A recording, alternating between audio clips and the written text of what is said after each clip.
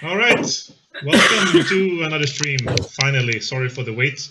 We had one person less today, so I had to remake this whole overlay and webcams and everything to work. But now we are all here, and I think we have the right names. We have Waldhelm, the rogue. We have Valravn, the Vitner weaver. We have Jorin, the Dimwalker. We have Vesteinn, the warrior, and Lycklig, the dweller, here today. And also we have Greld, the dwarf. That's not here today. Nirnie is not here today. So yeah, let's get going. So like always, just start with a short introduction. Just introduce your character and yourself, whatever you would like, and I'll drink some coffee. Let's start with Waldhelm. Hello, I'm Waldhelm, or Alpakka, as a player, and I'm playing as a rogue Vitner, trying to be a Vitner, trickster, as it's called in the D&D universe. Right, the arcane trickster. Yeah, and yeah, and I hate goblins. Really hate them. After this adventure, I guess everyone hates goblins. Well, I mean, the goblins have been pretty nice to you guys, I think. You gave them some nice glass beads, and they gave you something, I think, or yeah, something happened. Cool. Welcome. Then we have Valravn.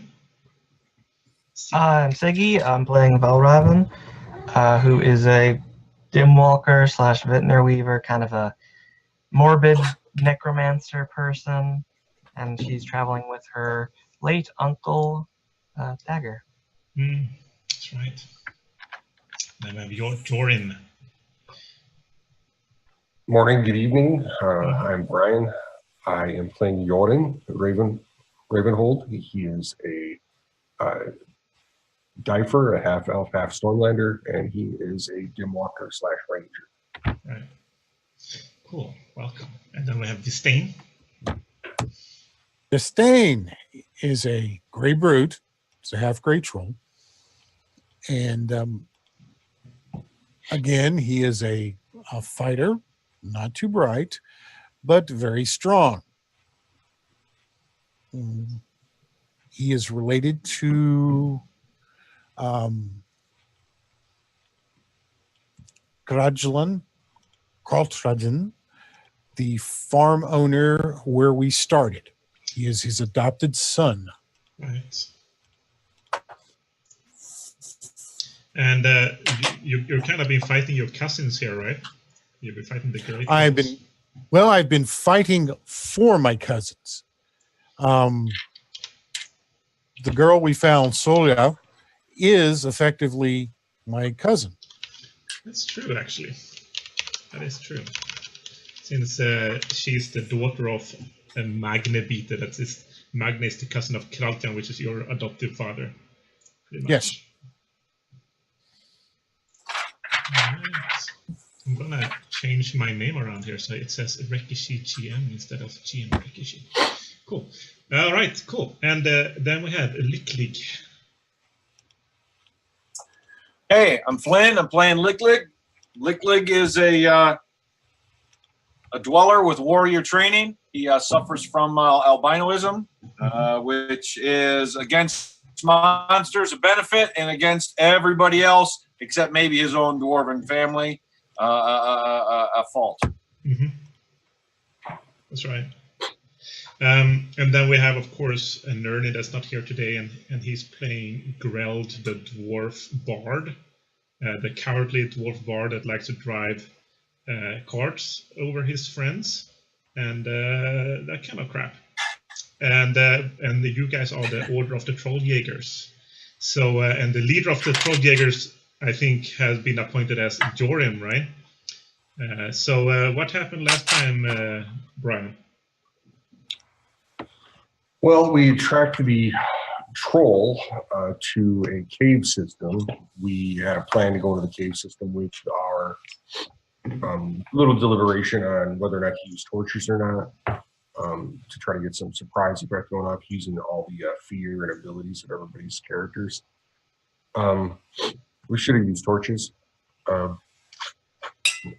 Instead, we had our dwarven bard Greld up front with Dagger right behind, and Dagger's command was to follow Greld, and he followed a little too close, and Greld fell into a little cavernous well that was covered over by a little crossroads within the cavern. And we spent way too much time getting him out, and then way too much time. And then when we got into the actual area, we managed to confront the king of the trolls, I guess, or this little clan. Realized that more likely the daughter was kidnapped as a playmate for the king's son. Battle ensued. We killed the king. Can't believe if we let the kid go or not. And then there was a deliberation of bringing him back to the farm to pay for his crime of kidnapping the girl. And then we pretty much left. And then after, as we were leaving, we set the boards and the bridge over the crossroads on fire. Right. That's pretty much it. Right. So you guys pretty much just came out of the entrance of the cave system here, right? Yeah. Yes. Yeah. If it wasn't for the bridge that you lit on fire, they would have been on your heels pretty much. Both goblins and great trolls.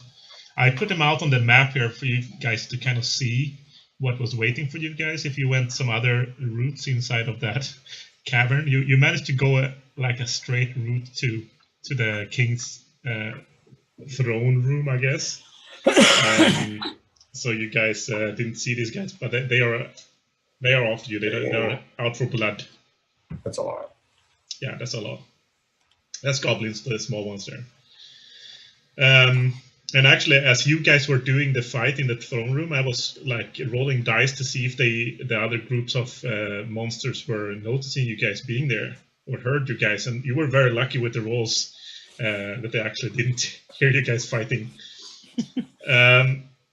So as you come out of the cavern here, you push your way through the bushes that were covering the entrance, and on the other side of a little bit of a meadow, you see Freke Longblade is waiting there with his longbow stringed and ready, with an arrow on the string and ready for you guys to come. And he kind of motions to you guys, come on guys, this way. And just as you got like halfway across the little clearing there, and you can actually see in the light coming from outside into the cavern, you can actually see some movement in there. It seems like they managed to get over the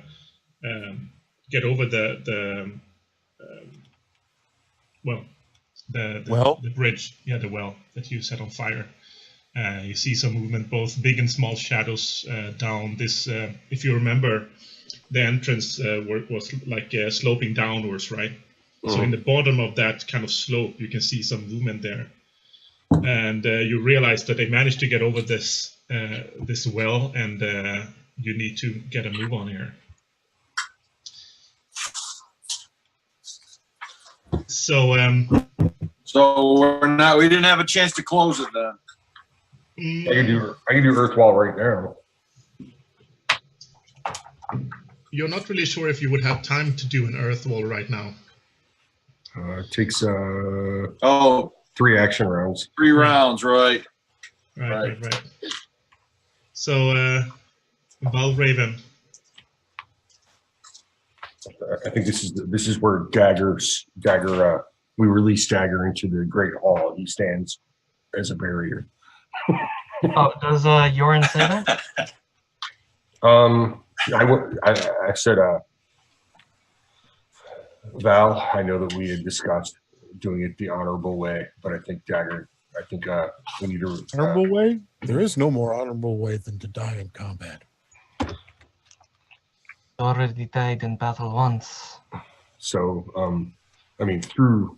And honorably through the eyes of your gods and mine. So let's, I think that it's best that Dagger sacrifices himself.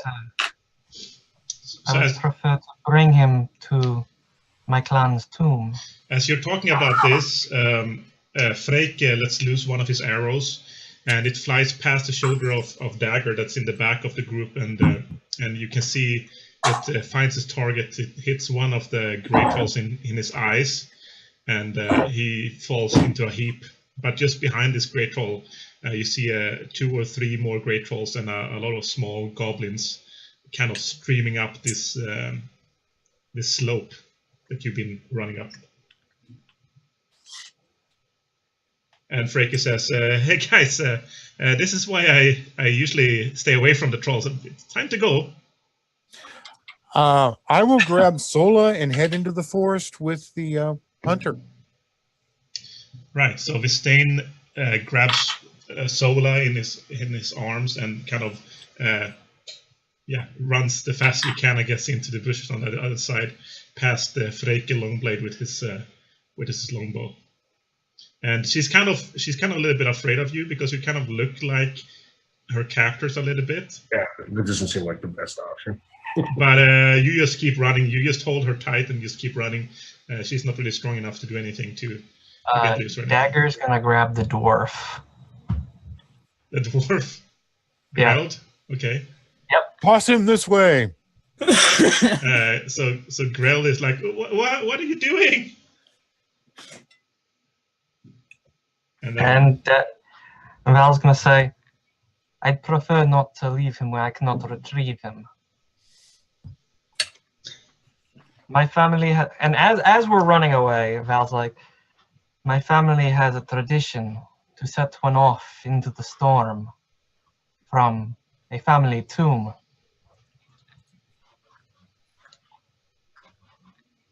Okay. So Greld is, but why is he grabbing me? To carry him. Oh, you're carrying the dwarf? Yeah, short legs.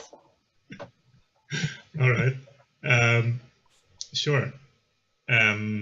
So the goblins and the great trolls are streaming out of the cavern entrance. You guys are a little bit away now, into the bushes on the other side, and Freki is... I want to cast a spell. Okay, sure.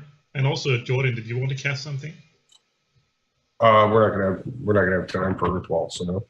I mean, it's 3 rounds, so I would say no. If it was 1 round, I would allow it. So once I find where I put my book.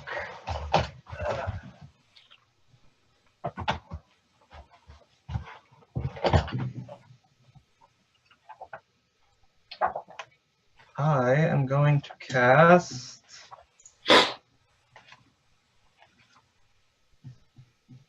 Wall of Dusk. All right. Oh, wait, nope. Cat costs 3 action rounds. Yeah, it's gonna work then. You can do 1 action round actions if you want before you start running.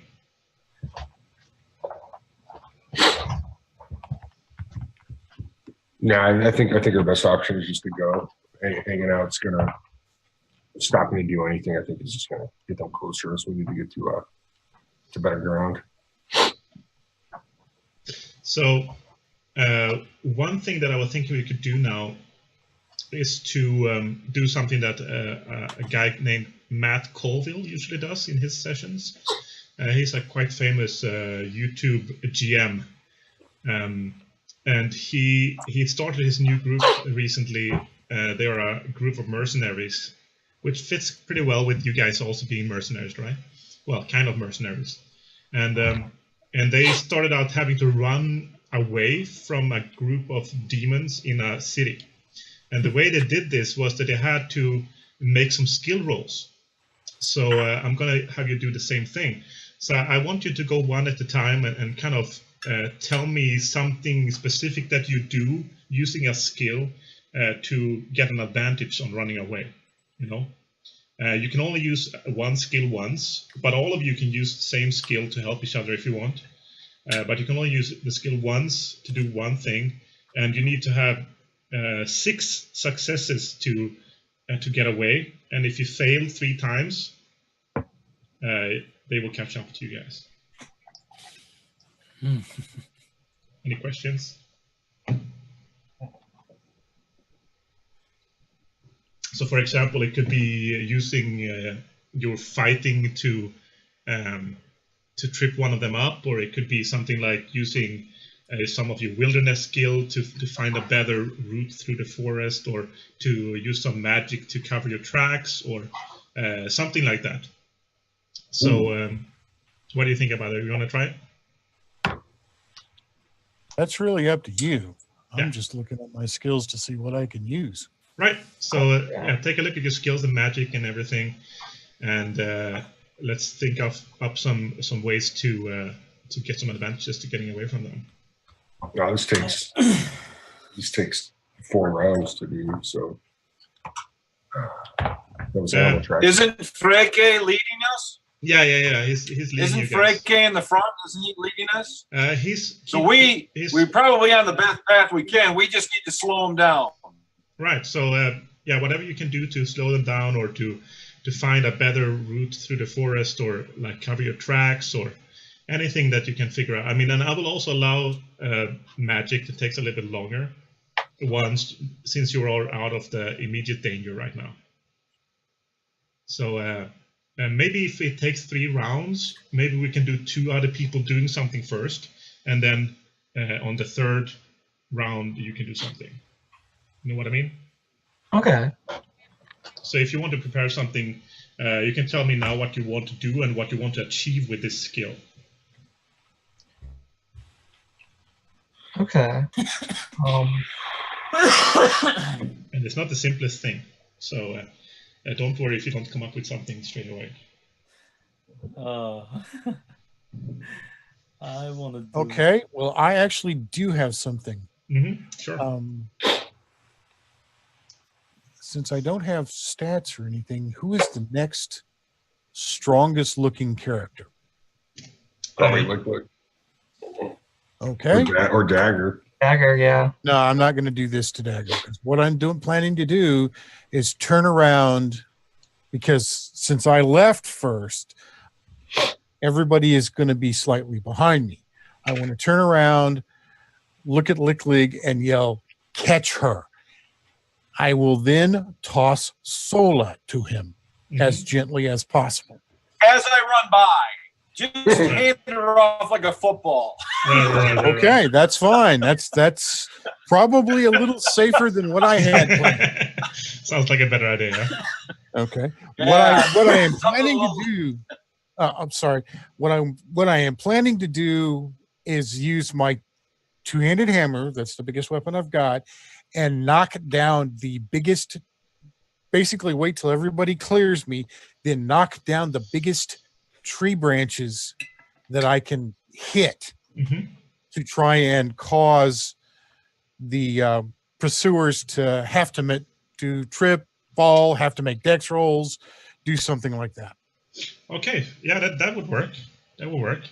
I mean, a hammer is not the best tool to. No, but knock it's down. the biggest weapon I have to bring down the biggest branches I can get. Though there are some trees that look pretty rotten that you could probably try to push down if you want.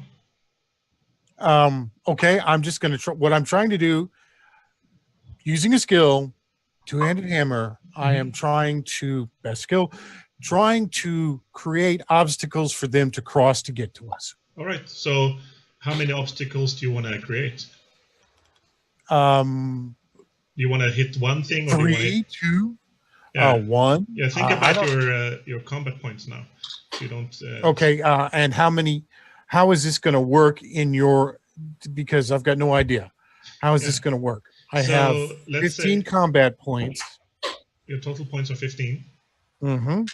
I will at least do 2, unless there is a really big tree or something that I can knock down to get in their way. There's a really big tree just down the path where you're going. A big rotten tree that you went past before. So let's try to hit that. Maybe you need to hit once or twice to get it down, and do some damage to it to see if you do enough damage to break it.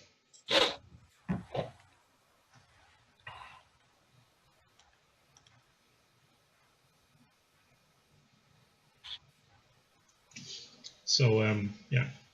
I roll a 13. I was planning to put all of my combat points into this. So that's a success then. That's so let's do success. some damage and see if you manage to kill off this damn tree.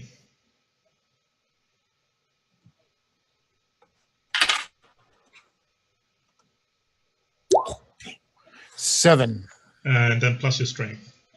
Oh, so 7, 13. That'd be 11. Yeah, that does it. That does it. The tree is rotten through. So you swing your mighty hammer and you just kind of hits it down in at the bottom, and it kind of just cracks in two and falls down on the path behind you guys. And as you're running away, you can see the trolls and goblins are trying to make their way around it. So that's definitely earning you guys 1 success of 6. So good work. Perfect. I want to do phantom sound Okay. to make them confused about where we are. All right. Trick them to go somewhere else then, huh? Yeah. So how long will that take? How many rounds? 1 weave. Okay, perfect. So try and see if you manage. Yeah. It's SV plus 4, right? It's 6 plus 4, so it's 10. 11, I mean. What's your skill value in that? Are you sading, galding, or beauty? Sading. Sading is standing plus 4 plus my SV is 6. So it's gonna be 11. The target number to be hitting under, right? If I think Let's see. D20.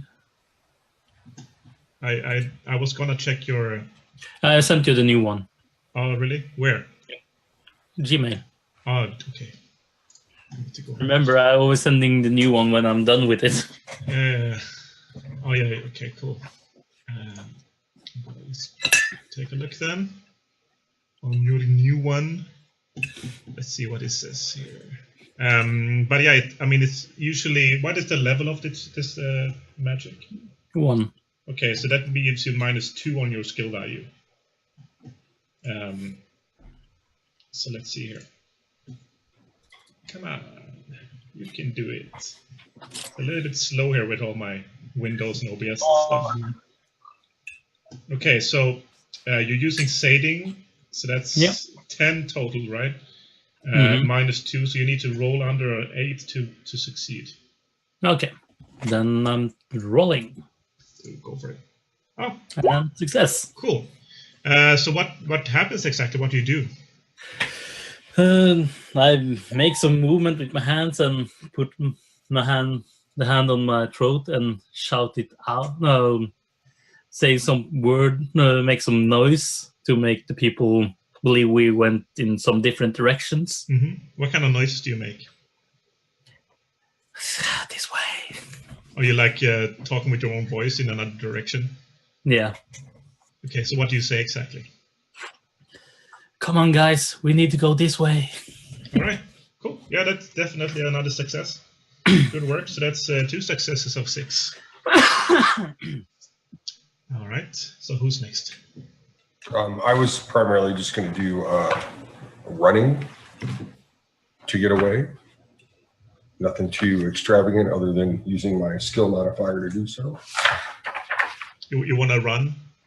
Yeah, I think that's the best thing. The most I can do is probably add some Pathwalker to it. But yeah, sure. You can Pathwalker's off of wilderness, but if I'm running with my dex, I'm like looking at a path and trying to jump over stuff. Could I add my 2 to my Pathwalker of 7 to get a roll less than a 9? I don't know. It's the brain and the body working together. So yeah, sure.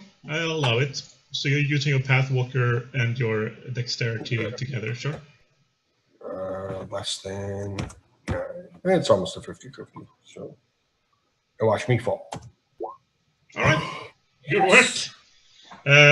So Jorin is, of course, in the lead of the group as the leader. This way. No, you need to come this way. Don't listen to that guy. All right. So let's split up. That's what I say. Split up. Right. You're following Jorin, and he finds a very, very good path through the underbrush there, and it kind of seems to be leading the trolls astray a little bit. So that's 3 successes of 6. So who wants to do something next?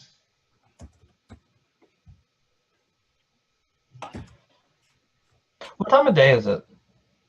Is it like afternoon? Yeah, Early? it would be afternoon at this point. Huh? Okay. Still raining? So right now, still around. Right now, Lickleg is carrying Sola. Mm-hmm. I'm running behind Freke. And I'm just going to yell out into the, not yell out. I'm going to quietly talk ordinarily. I mean, I was kind of talking with Sola a little bit, but I'm just going to send it out into the ether because I have no powers or connections to the spirits, but I know they're out there and they're always listening. All I'm going to say, spirits of the forest, Yggdrasil, we are trying to save a young one. If you could simply slow those down behind us, I will pay you tribute. Okay. So, I mean, it's kind of one of those things where I say, Crom, I don't pray often. I don't have the tongue for it. It doesn't matter who wins or loses kind of thing. That's all I'm doing here is I'm just casting it out into the Yggdrasil, into the forest. We were trying to save this young one. Any help would be appreciated. We'll pay tribute later. Can I have my spell that I had prepared go off? I'm up front. sure. So first off, when you say that, Licklig, Freke turns around and shoots another arrow. And it seems to, you don't see where it goes because it goes through the underbrush and you don't see the trolls anymore, but you hear a scream from the other side, like ah! So it seems to be hitting something. And Freke kind of looks surprised, like did I really hit that? And then a Valravn spell goes off. Okay. Okay, let's see if I actually succeed. See, it's a level 1 spell.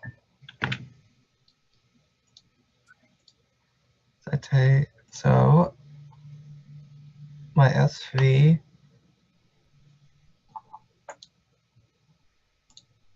is a 7, I think, right? Let me see if this is doing the math right. Yes, it is doing the math right. I have to roll under 7 to have Wall of Dusk go off. All right. I failed. All right, so that's one failure then. Yep. Okay. So maybe Greld should try to do something too, huh? So what can Greld really do? He can sing and play instruments. Why did I think this was... Can he do like a D&D bard function and Is there a card nearby? inspire us? Actually, he is a little bit. He has some shadow arts. He can speak different. He can speak their language. Hey, DM, I'm dumb. It's a duration of 3 rounds, but its invocation time is 1. Oh, okay. Which spell did you try to do? Oh, that's nice. So once you do it, it continues to go. For 3 rounds, yeah. So what spell did you try to do? But you didn't succeed anyway, right? Oh, Wall of Dusk, and I didn't succeed. Yeah. So I'm thinking about he actually Greld put some points into driving wagons. Didn't go so well anyway though. What else can he do? He can do some finding and spotting. He can do some sneaking. He can do some. Oh, he can. He can talk their language. So what can Greld do with their language? Maybe he can say something. So Greld is gonna try to. He's gonna stop and he's gonna try to pretend to be one of their gods. Okay, so he's gonna use their language together with his skill in libel. To his kind of acting, storytelling skill as well. So he's gonna get a. He's gonna have to roll under 15. Okay. Probably should be able to manage a 15. Huh?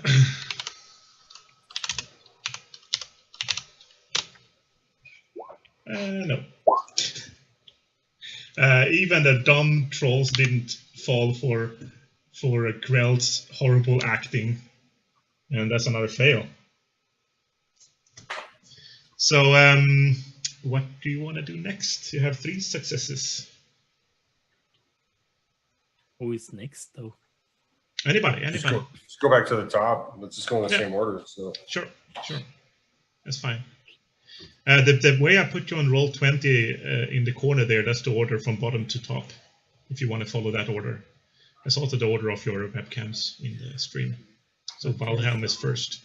So that means me again. Mm-hmm. Why?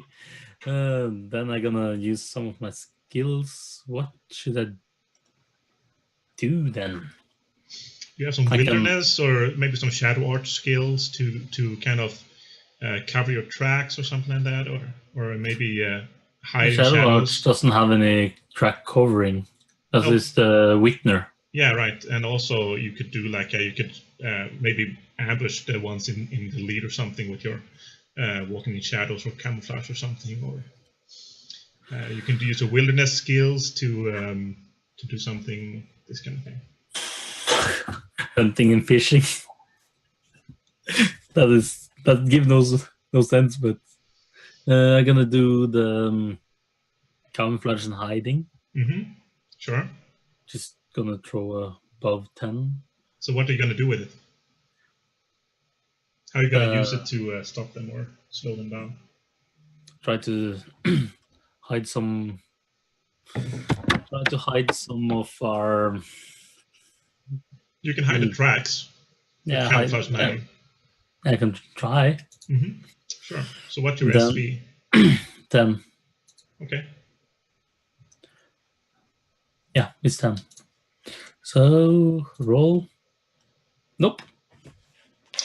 So you can also do like this, right?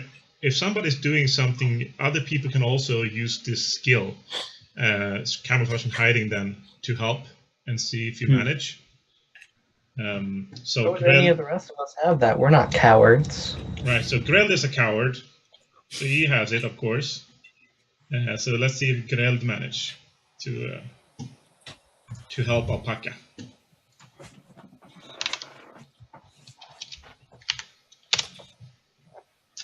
Nope. He's not very good today. Anybody else have camouflage and hiding? No? All right, so that's 3 fails.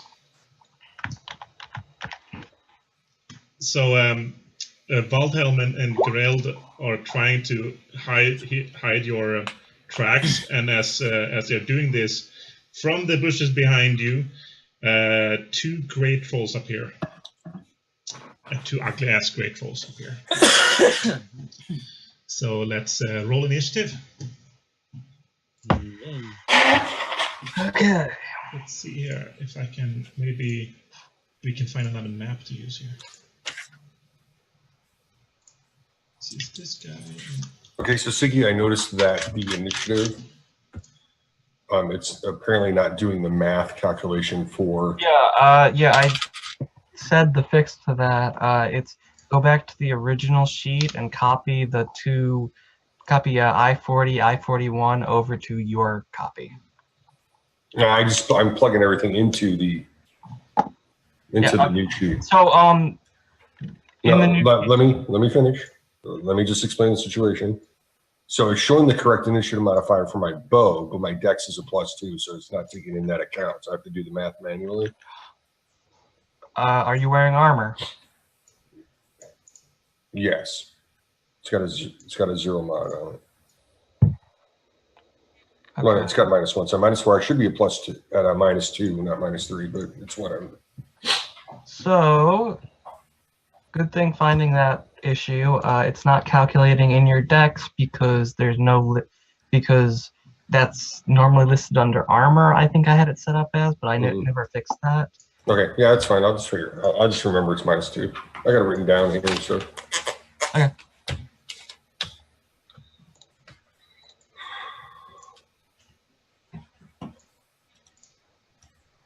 Roger. Okay.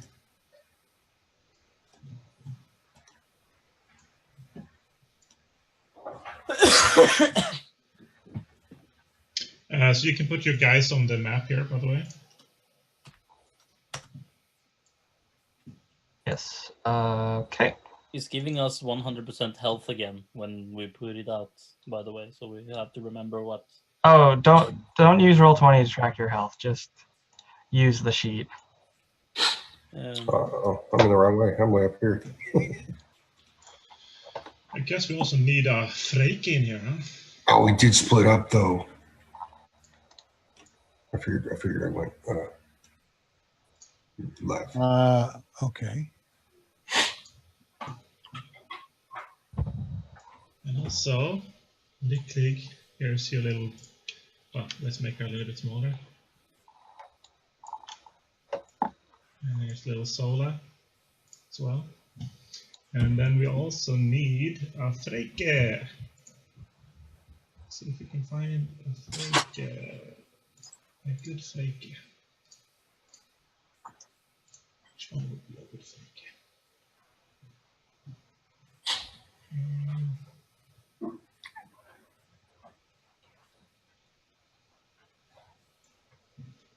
This one is.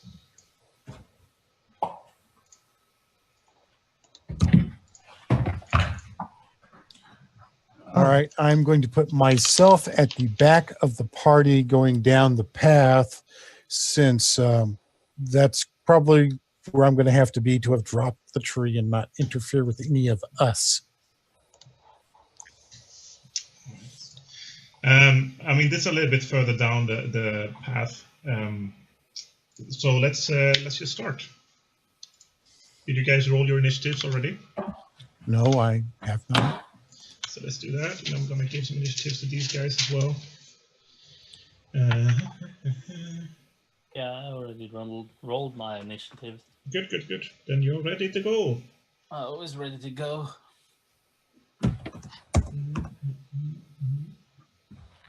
Okay. And let's also take a look at their initiative. So we need to have the adventure up here. And we need to take a look at the trolls. So trolls. So real Can quick. anybody remember how long we traveled from the dwarven encampment to this? 2 days. We didn't camp. 2-3 days. I don't remember camping. Because we stayed at the Yeah, we stayed. skull, didn't we? Yeah. Stayed with the ranger. Yeah. Okay, so they're gonna use one-handed heavy weapon, I guess. So when we roll initiative, do we roll it and then minus? Because if we get a 10, we get to re-roll, correct? Yeah, roll it first and then minus your initiative modifier. Oh yeah, I got a 1. Great. Oh yeah. The good news, Jorin, is you are acting. Oh, well, no, with your modifier, you're not. I was going to say your roll base is the same as my roll modified. Yeah. Yeah. All right, so let's do this. So 20 to 15. Any 20 to 15 guys? No? 15 to 10? No? Okay. Great rolls like always. So 9, 8, 7. Yes. All right. Well, Waldhelm, what are you doing? I'm gonna sneak. Licklig, you're 7 as well? All right. I continue to follow Flilik carrying Sola. All right. So what does Waldhelm do? Using walking in the shadow. Mm-hmm. That is what I gonna do.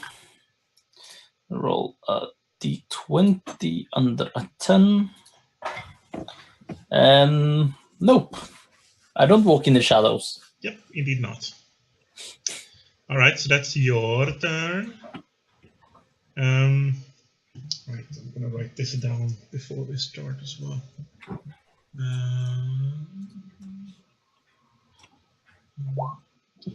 Yes, please. And Okay. he has. No, that.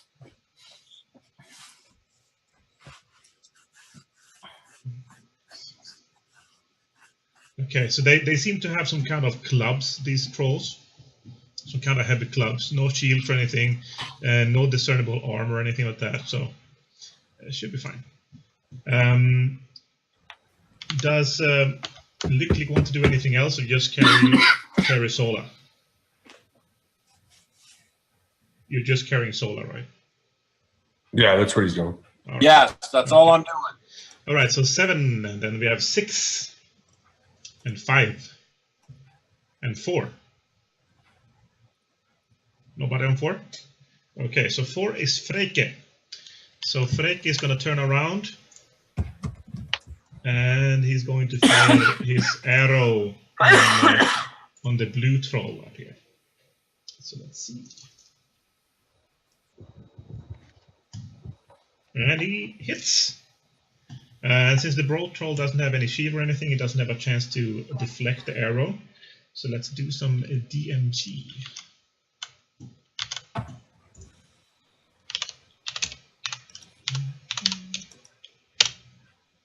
Oh, nice. Okay, so he does 16 damage on that troll. It's pretty good. So you see Freke kind of turns around in his stride, and he kind of fires an arrow backwards, and he hits this this right troll in his upper left shoulder, and kind of pushes him back a little bit, making him stumbling a little bit there. So that's initiative 4, and then we have initiative 3. That's me. All right, go for it. Trying to verify some attacks and stuff here, but with the new sheet. But okay. I'm showing. I had a 15 before. I'm showing a 9, so I don't know if that's changed or that's still good to go. Or... Yeah, let me check that. Okay, what's your fighting skill? Ask me. 7. Okay. I'm fighting 8. Bows and slings 10. So that would be. What's your skill in bows? 1, so 10 total. Okay, remember, for specialties, you get a +2 for each point. So it would be 7 plus the 1 from armed fighting, plus the 2 from having the 1 in ranged weapons. So 10? I'm sorry to prolong the process here, guys. That's okay. We need to. It's just I'm looking at the original one that we had. That's the. Okay. And I had a 15, so I'm just like, whatever. Okay, so you have 7 or so free combat points that you can spend on anything. You have 1 point that you can spend on armed stuff. And then you have 2 extra that you can just spend on bows and slings. Okay, yeah, so my free and my extra are going into bows and slings, so I should have a 15. Yeah, okay. That's how that works. Right, okay. Because I'm just standing there shooting a bow, so it's 15. And here we go. Yeah, let's roll properly. Okay, yeah, I see the issue. I'm not including that number. Okay. Sorry, guys. Here we go. And bam! That's a hit. All right, on that dude. On this dude right here. Bam. All right, so that's the blue troll. Yeah, the same one as Freke just hit with an arrow. Yeah, it's 1d10 here. Let's do this. Roll d10. Yes. And you have a composite bow, right? It's the long buggy. Okay, so 9 to 10 is your open roll, so you get to roll again. Sweet. I like it. And of course, it's of course. I do max damage. So yeah, that's 10 damage anyway. He doesn't look very happy. That's fine. Let's see, how happy does he look? He looks a little bit hurt, actually. Okay. May have to cast aim on this next one. So just as Freke's arrow hits him in the left shoulder, your arrow hits him in the right, and he looks very surprised. He looks like, what's happening? And he doesn't look happy. Doesn't look happy at all. All right, so that's 3, and then we have 2 and 1. So one is actually the troll that you guys just hit. He's gonna run up and try to catch Vesteinn in the back here. So he's gonna use his how many? Right.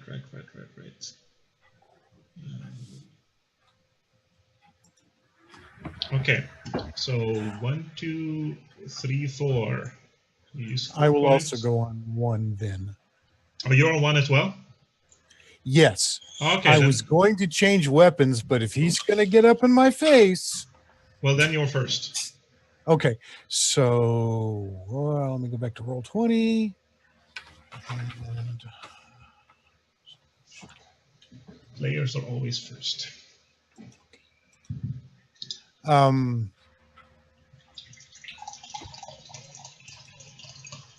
I want to, let's see, I want to keep 4.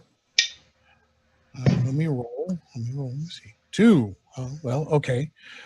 So my intention was to keep 4 points to block and then try 2 attacks. The first attack will be successful then. What weapon are you using? Two-handed hammer. But you're not next to him. Since I you thought he went was first. in hand combat range. Yeah, if he was the one going first, he would have gone up to attack you. But since you're the same initiative, you would be first. Okay. So you can go up and attack him if you want. Okay, where is he on the map so I know how many combat points I spend to get to him? All right, so he is 3 meters. You need to go 2 meters to get to him. So that's 4 combat points to go up there. Okay, so that's 4. Okay. 4 points to defend and then 1 attack. All right, so you already rolled the attack, right? So you already succeeded with that one. Right, I succeeded, so... He's going to try to defend himself. So let's see if he succeeds with his one-handed weapon. Right. What initiative are we on? Oh, Because I was on a 1. Oh, okay, yeah. yeah, we're on a 1 right now. So he rolled a perfect... First round. He rolled a perfect block, so as you're running forward with your massive two-handed hammer and hit him, he steps aside and flicks his primitive club on your hammer and flicks it aside, pretty much. And Okay. his weapon doesn't take any damage or anything. All right. So do you want to hit again? No, I was just going to throw everything into that 1 hit. Okay. Then it's his turn. Right. So since he had to defend himself, he has that much SE left. Okay, so he's gonna try to. If he swings around as he flick your hammer aside, he kind of swings around and tries to hit you with a backhand. Okay. And he fumbles. Nice. Okay, I have 4 points I was saving for defense against him. Yeah. Attack of opportunity. So how does this work right now? Punch him. He was trying to be agile here, right? He made such a nice flowing, parry of your hammer. So he kind of just turned around in a pirouette, and as he did that, it looks very un-troll-like, right? And he kind of he put his feet wrong, and he kind of twists his ankle and falls down. So he's prone right now. Okay. This guy is prone. And he, of course, misses you completely. So that's him. Good work, Troll, number 1. And then we have Initiative 0. And I have -1. Oh, I'm 0. Okay, go for it. So Val is going to try to cast a Divine Feat. What?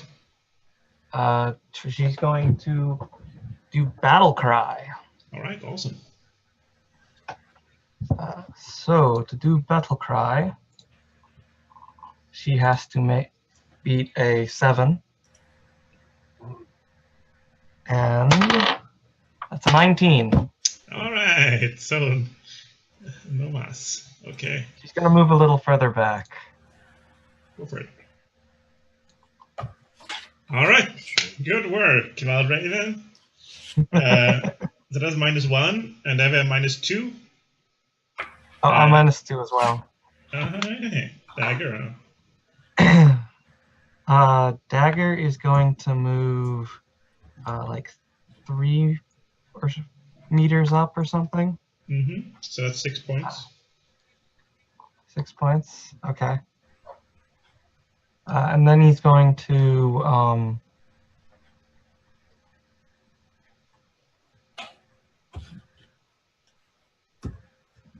make an attack.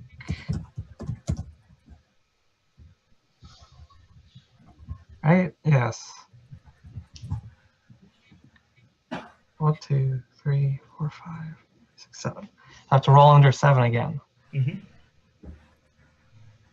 That's a 3. That's a hit. All right, so he's going to try to defend himself then. Okay, so that's And he does not succeed. So I can hit? Yep, go for it. Roll some damage. That is 4 plus 4. That is 8 damage. All right. So what kind of weapon is the dagger using? His Viltiaxi. Viltaraxi. So yeah, dagger as always rushes forward with his shield in front, and then hits like he kind of uses his axe like above his own shield, so like presses with the shield and hits like an overhand and hits him in the shoulder as he's trying to avoid it. All right, so that's dagger, I guess, huh? Yep. So that's -2, and then we have -3, and that's troll. So he's gonna try to hit dagger back. He gnarls and he hits. Yes, perfect. Dagger's gonna try to block it. All right, go for it. It was perfect hit, by the way. He does not block it. I've been doing like 3-4 rolls with this die, and I've been 2 perfect and 1 fumble so far. Okay, so that means he does automatically 2d10 of damage to begin with. Actually, because the trolls are 1.5 times the size of a human, they do more basic damage with heavy weapons. That's fine. So that means if it's double damage, that means they do 4d10. That's quite a lot. All right, and that's 2 open rolls. This is a, well, actually no, that's 1 open roll, since it's a heavy one-handed weapon. So let's do another 1d10. Okay. So does Dag have any armor or anything on? He has some padded armor, which reduces that damage by 1. All right, so 36 damage. Then. Dagger's dead. All right. Again. Yep. Right. So that's more than his total amount of DP, I guess. Yeah, that's more than his remaining PP, yeah. That was a crazy hit. All right. He strikes Dagger in the head, and Dagger's head explodes. No, and he sags to the ground with brain matter and blood everywhere. So Dagger is dead. Dagger on me. If only Dagger had offered his life up at the entrance to the cave, doing a hodor, maybe this could have been avoided. Spoilers. So I think you should have just failed at a like purposely failed at a spell and made him explode and kill everybody, all the bad guys. That's also one way to do it. Oh, there you go. That would have been great. It would have been so epic. Dagger would have said, "To the Great Hall," and then blown up. Right. One moment of clear thought after death. I was thinking that maybe we don't. Good. Use that for intimidation too. I was just thinking maybe we don't need to see the HP bar on everyone. since we don't really use it anyway. It's kind of just in the way. So I'm gonna fix it later, but just for now, I'm just gonna remove it.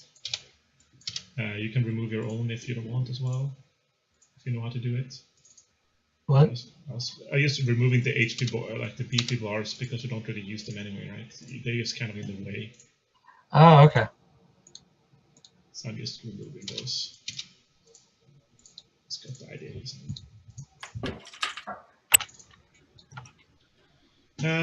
So that's the sad second coming of Dagger to the dim hall.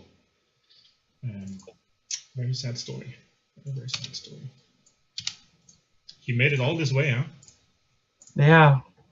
And now, so how does Valravn feel about this? What happened? Very bad.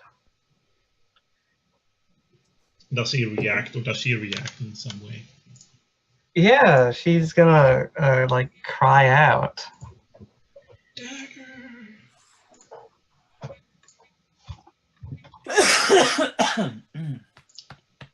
Oh yeah, we didn't give Sola any initiative. Okay, I give Sola. She's being carried. She can't do anything. He's right. That's right. She's being carried by Licklig, right? So let's put her in Licklig's arms here. Yes. Perfect. She got picked up and drug off by me, and then thrown past to the albino. Mm-hmm. So she was scared before, like the half troll carrying her, and now she's scared of her out of her mind. This demon beast is carrying her. So that's all that goes well. Okay. So that's that round. So let's do initiative for the second round. I have a 2, so I'm going last. So 20 to 15. Yes. Oh, really? All right. I Good got work. 17. Nice. Awesome. You go first. I rolled an 11 and then roll the next one, so I get 6. Mm-hmm. So yeah, the left troll is still up. Both of them are up. One of Okay. them is prone though. He kind of twisted its ankle. Actually, he should probably get some damage for twisting his ankle, shouldn't he? Then I'm gonna go still and use my sneaking. No, my walking in shadow skill. Okay, go for it. Try again. And yes! Yay! Okay, you're walking in shadows. I went into the shadows. All right. So So that's your turn. that's my turn. Perfect. So you're hidden over there now. Mhm. So then we have 15 to 10. No. Okay. Then we have 9, 8, 7, 6. No. 5. All right. 4. 5. Okay. Licklig, 5. Go for it. 5. Same as last time. I've still got her, and I'm going to talk to her, say hi while I'm running, Sola, and I'm just going to introduce myself and just talk. All right. So she Yeah, kind of looks as up. if Yeah. we're just having a walk through the park. Hey, Right. your father said we got to come out and find you. We're going to bring him back. No big thing. These guys are going to take care of some stuff. We're just going to go that way. We're going to try and calm her down as much as I can. All right. So you kind of And run. make sure that she doesn't see what's happening behind you guys, and kind of talks calmly to her. And she seems to be calming down and kind of getting used to you. And she realized that you're actually not a demon beast. You're a human being underneath that white skin. So she does realize your white privilege, but other than that, she doesn't really. It doesn't really. She just Yeah, seems to that's be calming working down. out for me. Yeah. It seems to be calming down a little bit. All right, so that's 5, right? Then we have 4. Yep. That's me. All right, go for it. Val is going to move up so that she's within 5 meters of both of them, Mm-hmm.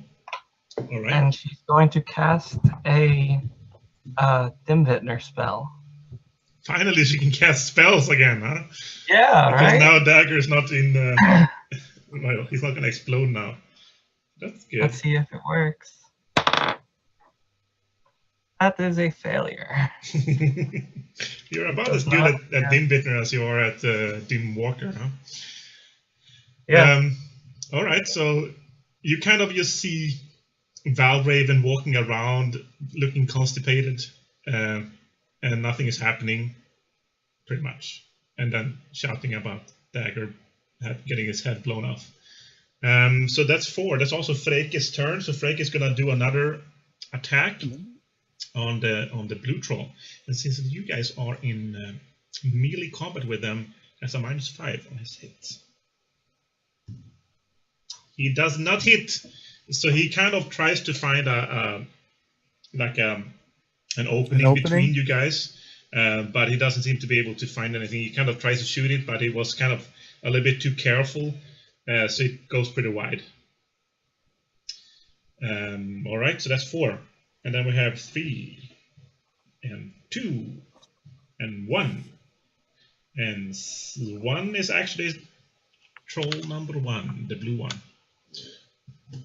So the blue. Sorry, Patrick, I was muted. I got it too. Okay, perfect. Then you're first. Sorry. So the one that both of that me and the other ranger hit, is it still up, or did it move into combat with Vesteinn? That one hasn't had a chance to move yet. Okay, I'm gonna attack him again. Yeah. All right, he's prone, you know. Yeah, the first one is prone. The second one is not prone.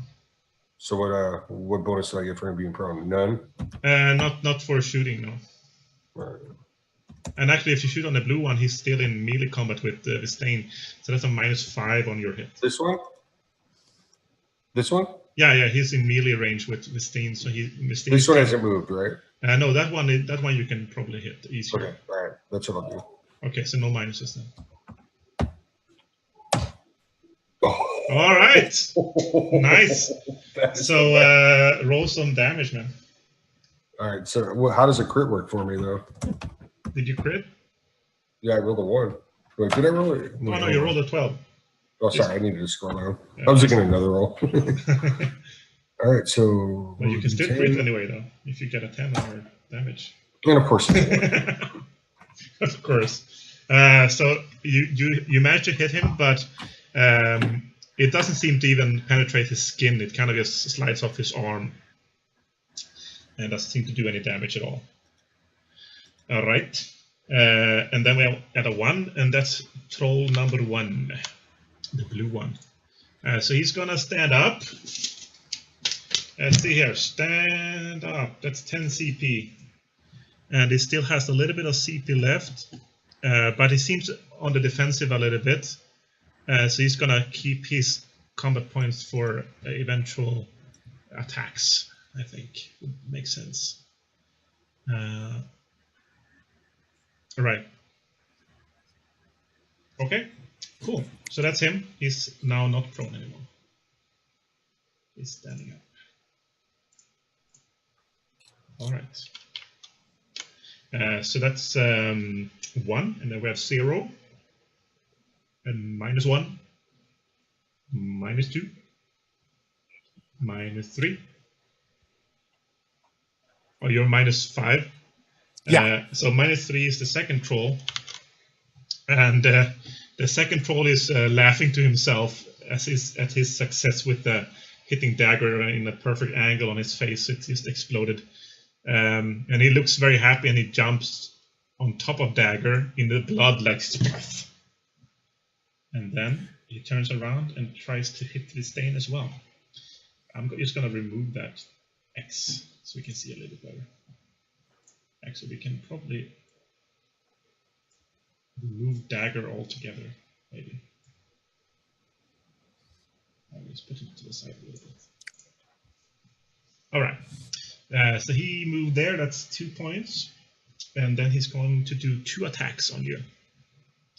So first attack is a hit. Okay. And since I haven't spent anything, I can defend against this? Of course. All right. So let me see. I have 15 points. I will use 5 to try and defend against this. Right? Right. Oh no. Oh. So he's gonna do some damage. So let's see here. And he's using his heavy weapon. So they actually do T10s. And since it's a heavy weapon, that's an open roll on one of them. 9 to 10. Okay, so 12 damage altogether. Do you have any armor or anything like that?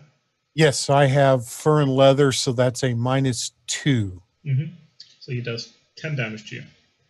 It hits you straight in the side from, since you're kind of focusing on the one in front of you there, you kind of missed him moving up on you in the corner of your eye, and he actually got a hit on in your side, like your flank here. To get to light the damage or something like that, perhaps. All right. I am not looking good. All right. You're near me. You're near me, so. So that's his first attack. Let's see his second attack. And that's a fumble. What the hell is going on with my die today? I So need something good for us. That's what's happening. right, so he managed to hit with his first attack in your flank. He seems very happy, and he kind of smiles to himself, and he kind of stepping around in Dagger's blood. And as he swings for a second time, he kind of like slips in Dagger's brain matter, and kind of falls down on top of Dagger. So he's also Siggi? prone now. Does that actually? Well, yeah, because he took more than his body points. I was going to say, does that actually destroy a zombie?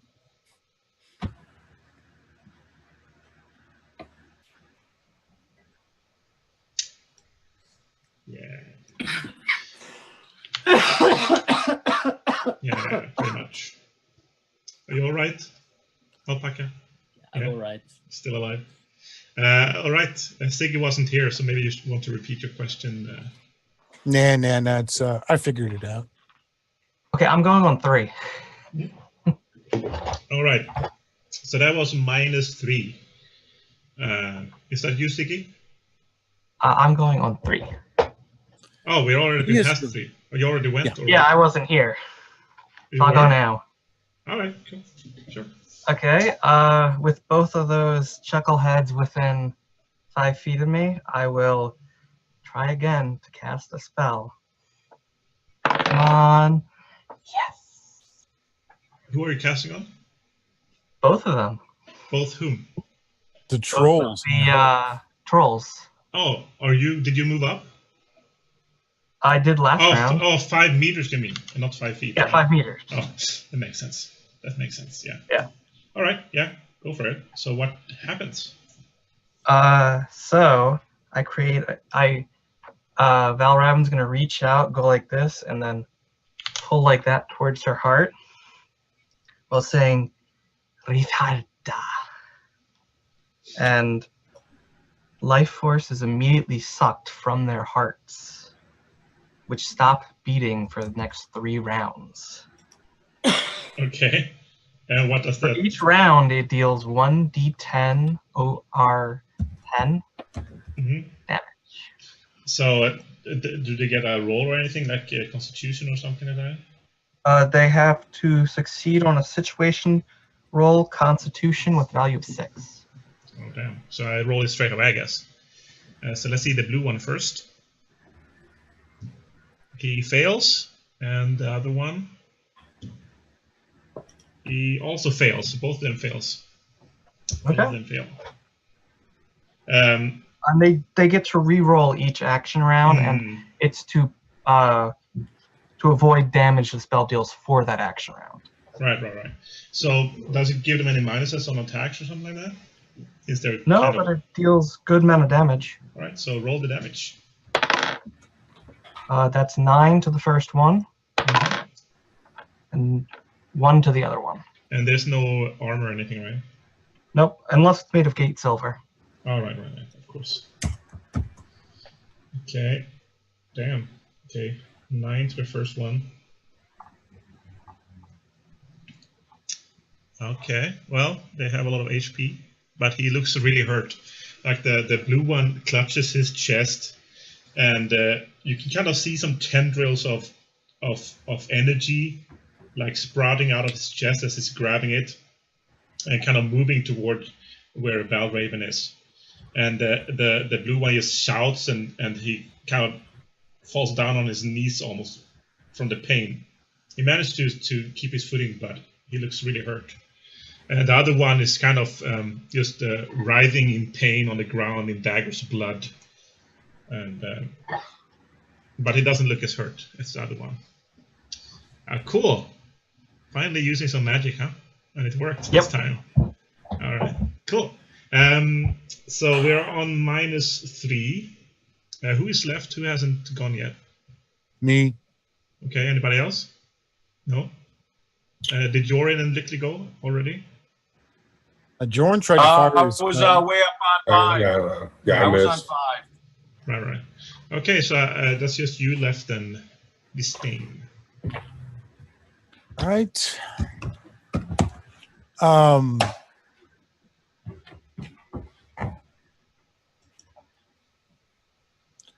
I am going to stagger back and save.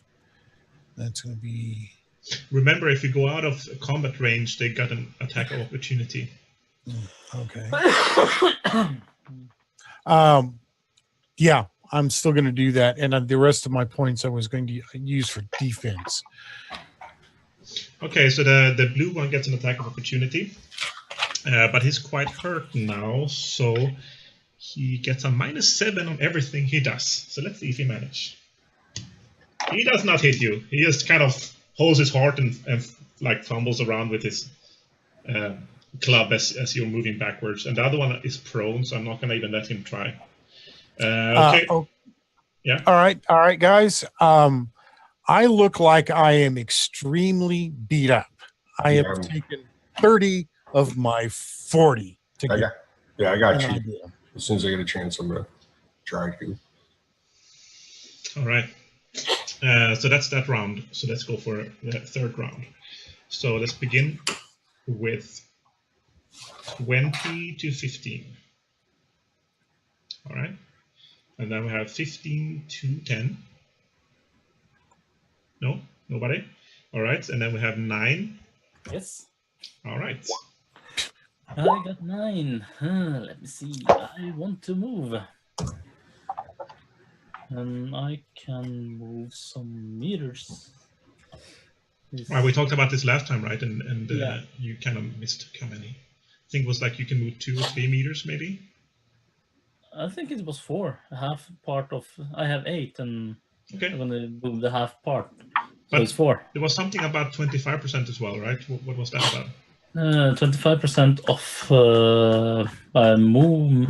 20% of my movement is gonna be silent. Okay, but you're not trying to be silent? Let me see. I'm just going back up to 61 to the right page. I mean, there's like the other people are fighting, right, and shouting and stuff, so you could probably get away with not being silent if you want. Yeah, that is what I'm thinking. Let me see. Walking in the shadows. Yeah, you can only move maximum up to half of their maximum movement when trying to remain hidden, and only up to 20% of the movement. And also try to remain silent. All right, so 50% then, and what was your roll? What was the difference between your roll and your SV? On what now?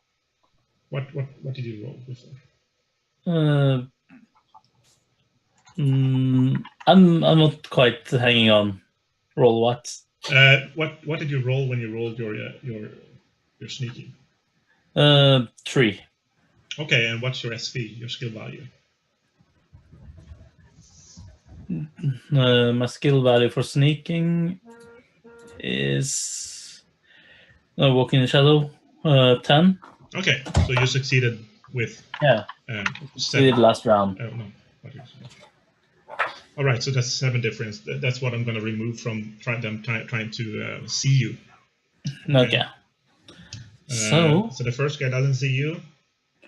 So and I'm the gonna second guy doesn't. see how was the movement thing again? So that's half of your movement. Do you have like 10 or 12 or something movement, right? Just like No, I have 8. okay, so that's 4 meters, and then you need to pay for them with your combat points. Yeah. I can move into that bush. It's 3 meters. Did you start from yourself? Yeah. That's 4 meters up there. Not to the bush I'm pointing at. Here? Yeah. Push? Okay. That's 3 meters. Yeah, sure. You can go there. Oops. Sorry. You can even go next to him if you want. What happened? Wildhelm My is moving. Zoom just crashed. Oh, really? Are you back in? I'm back, but it crashed and then came back up again. Okay, so I need to move around you guys a little bit. Waldhelm is right, Valravn is right. Okay, so Jorin and Licklig change places with each other. That's okay, though. I will just move you. So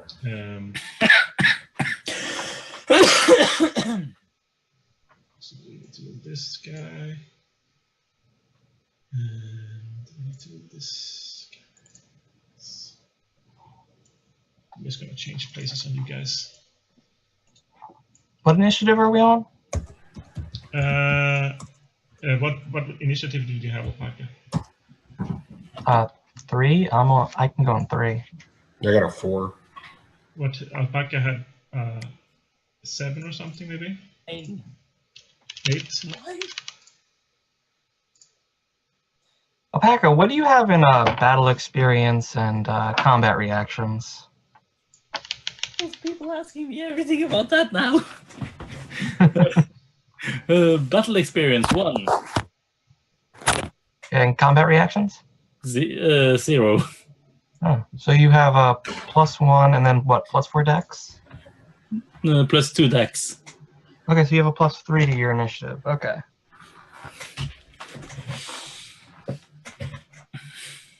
Everybody's asking me questions. I don't know things. Alright, there So we what, go. battle experience gives you a bonus to initiative? Yeah, it gives you a +1 per rank. What? I should That's- be having a +1. That's already included, I think, in initiative. Yeah, that's calculation. included already in your initiative thing. That's why it's so easy to use the sheet instead of calculating that kind of stuff yourself. So what armor are you wearing, Alpakka? What armor are you I don't think he has armor. I have armor. Added? Are you alright?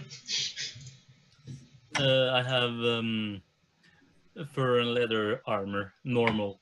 Mm-hmm. But the thing is, he has a massive, like you have +2 dexterity, right? So that's +2 initiative. And then you're just using a CX, right? So that's -1. And using fur and leather armor, that's -1.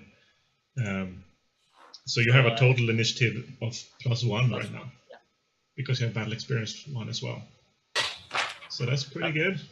That's pretty good to have some dexterity. Right. I have practically all that stuff, but I end up with a -2. So that's what I'm trying to figure out. Let me take a look at your paper here. Jorin. I know the bow and the armor is a -4, so that it becomes a -2. But if I have battle experience, if it's not already calculated, then I'm at a -1. Did you send me the new sheet for your guy, for your character? Not yet. No. Not yet. Wow. Yeah, battle experience is already calculated in. We can look at it later on, I guess. So that's Alpakka. What was your initiative, Alpakka, again? 9. 9, okay. So then we are on 8. Then we are on 7. 6. 5. 4. That's me. 4. I'm going to move to the... All right, go, Licklig. You got to get her out of the way, so keep running. Same thing. Licklig's doing his job. Extract Sola. Right. So you're just kind of keeping out of the way down there. Maybe not running away, since you want to make sure that your friends are all surviving. But you're just kind of standing behind this tree, making sure everything is Reiki. safe. If Frankie's going to continue to run, I'll jog next to him. Oh no, He's going to get us out of here. If he's going to stay, Frankie was in the back. He's up here. okay. He's up here All shooting. right. You see his name there, right? I just move you down. You're just hiding behind the tree there, making sure that Sola is not crying and you know. Okay, so I am going to move next to Vesteinn, kind of behind him in between him and the tree, so I'm protected, and I'm going to administer some nursing and first aid and stuff. All right. You don't. Since he's not down, you don't need to do first aid, I think.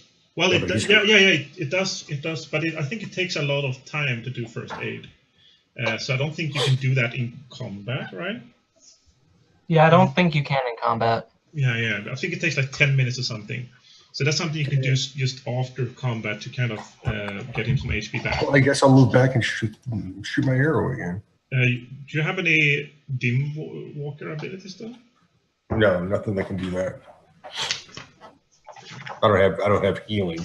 Oh, you don't have healing? No, I don't think there are healings in there anywhere. But I've just been looking at the Tokaloka.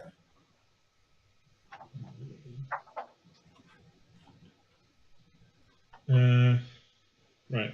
Yeah, it takes quite a long time to heal, so you can't do that one. Right, But so,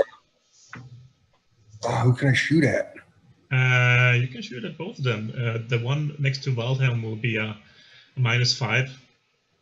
The other one will be no modifier. Yeah, let me get this one then. All right. Okay, that's interesting. So it takes 1 minute to do care per wound and skill type, whatever that means.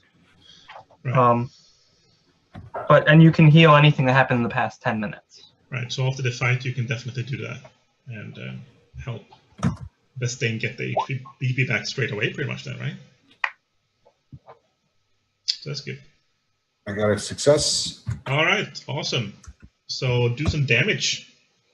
Let's hope. Nice. And that's an open roll, right? So you have a longbow. So that's 9 to 10. So roll it again. Yeah. All right. Take some 14 points of damage. Nice. That should go right into his brain, through his ear. So then he has. I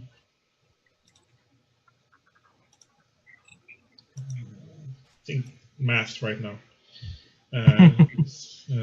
That's 10, and that's 20. 23. Let's say 23. Okay. So he is quite hurt. You managed to. He's lying on the ground, right? And as he was trying to stand up, you shoot him straight in his leg. In the knee, arrow to the knee. Right, arrow to the knee, and he stays down. Are we Skyrim?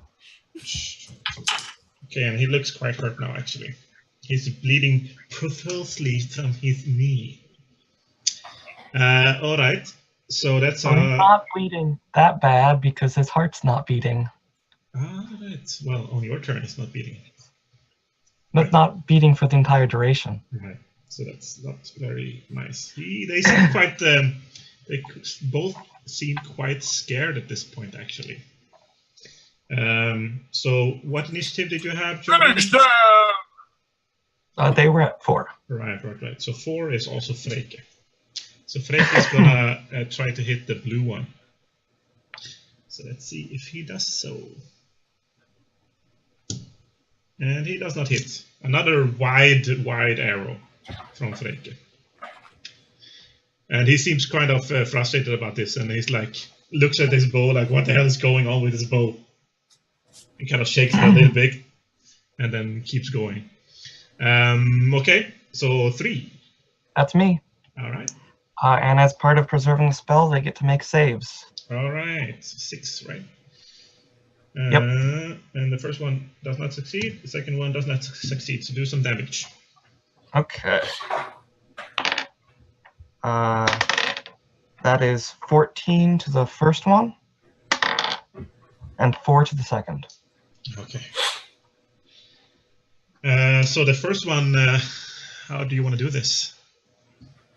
He's just gonna fall forward, facing the blood, while clutching his own heart. All right. So the one that's next to Waldhelm, he has clutched his heart and falls forward, and as he hits the ground, the thump, you can kind of see blood and crap coming out of his ears and eyes and nose, and he looks very, very dead. And the second one, what about that one? How much damage did that one get? He took 4. 4. He looks quite hurt as well. And he's also prone, so that's not good. All right. So that's 3. And then we have 2. And then we have 1. And that's the first troll, who is dead. So he's not doing anything. And then we have 0. I'm -6. Is there anybody in between? Yeah, the second troll, he's standing himself up, and he looks at his friend. He looks quite scared. He turns around, and he runs the hell away. Attack of opportunity. Nobody's Attack of opportunity. Nobody's close enough to do that. You need to be in melee range with him. So it takes 10 points. What about an archer? There's no attack of opportunity with archers. What about our archers? Yeah, archers don't get any attack of opportunity, sadly. How many points does he have to run away with? Okay, Well, standing up, use 10. Yeah. So he got 11 points left. 1, 2, 3, 4, 5, 6, 7, 8, 9, 10, 11, 12. Okay, he gets here. He's like, ah! Ah! And there's like a trail of blood after him. He's quite hurt. So that's Vesteinn left then. Yep. I'm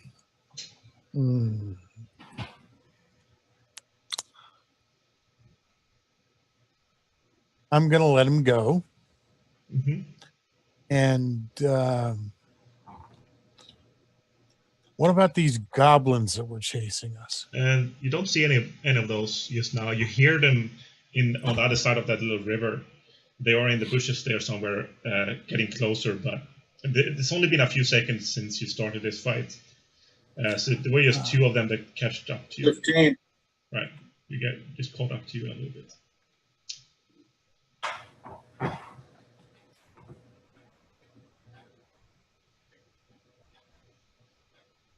So you just take it easy, I guess. So this is the next round. Does anybody want to do anything, or are you just going to let him run away? I have a 15 on initiative and 1 round left. All right, so let's see if he managed to... He does not. So how much damage does he take? 8. Okay. He looks very hurt, but he continues running. Okay. Does anybody want to shoot him or anything with the bows? Yeah, I'm moving. I'm starting to get stuff ready to take care of Vesteinn. So. Yeah. And Freyke is gonna do another try to see if he can hit, and he succeeds, and he does some damage. Let's see here. All right. Still continuing running with an arrow sticking out of his back. Does anybody else want to shoot anything, or are we gonna leave the combat there? Yeah, leave the combat. All right. So the troll runs away, and you have a little bit of a respite here to bandage some wounds and stuff. Okay, since we are leaving, I will stagger back down the pathward towards Barefield. Right. Yeah. Val will retrieve dagger. Retrieve dagger, okay? Yeah. Kind of stumble under Have his fun weight. dragging that. And she says, come, old friend. I will try to take you home. Dagger is quite a big guy. He is, yes. I'm coming out of the bushes and asking. She kind of like picks it, like she's like trying to hoist him up, has his arm around her shoulder, and is trying her best. Since he's dead as well, and is not helping you in any way with his own muscles or anything, you pretty much I don't think you're strong enough to carry him, and it's gonna slow you down a lot. You reckon? Yeah, she knows that. All right. So let's do a strength roll then and see if you manage to even pick him up. So how much does he weigh? I never put that stat in. Right, but he was a pretty big dude, right? Yeah, he has +4 strength, so he's pretty yeah, pretty buff then. So you're gonna have to roll under a 6 to even be able to pick him up. Okay, modified by my strength, which is 0. Nope, that's a 9. Yeah, you try to pick him up, but you realize it's not gonna work. Val has tears going down her face, and she calls out, "Help!" I'm coming out of the bushes. Mm-hmm. Ask, do you need any help? You haven't seen Alpakka, Waldhelm for the whole fight. Yes. Coming Make out yourself useful for once. Yeah, that's every game though. That's every battle though. That's true. It's exactly the same as in the Everybody well. roll initiative. I hide. Make yourself useful for once. I've always been useful. So does Waldhelm want to help Valravn pick up his dead, like blood-covered, undead, smelly uncle?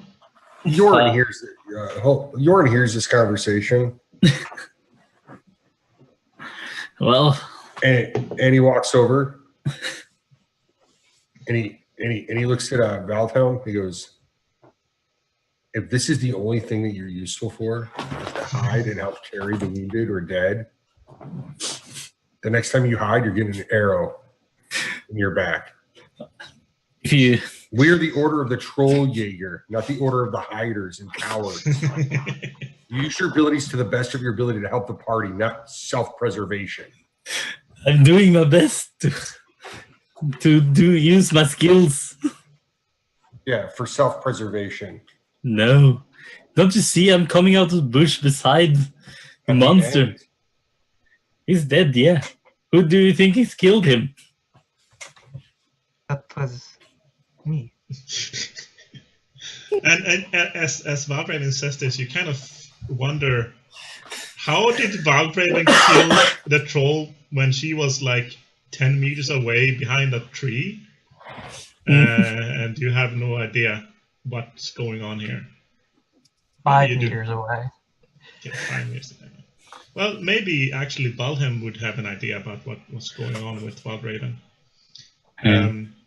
Since you also have some Vitner attunement, you did notice a string of Vitner coming out of Valravn as they were dying. I think you actually need points and like some Vitner shaping to actually be able to see the Vitner. Yeah, he does. He does have points. I have. Yeah. So he's probably the only one who noticed. Right. So Waldhelm noticed that Valravn was using Vitner just now. I don't think anybody else have any Vitner abilities, right? Jorin, Vesteinn, No, I certainly do not. You didn't notice anything.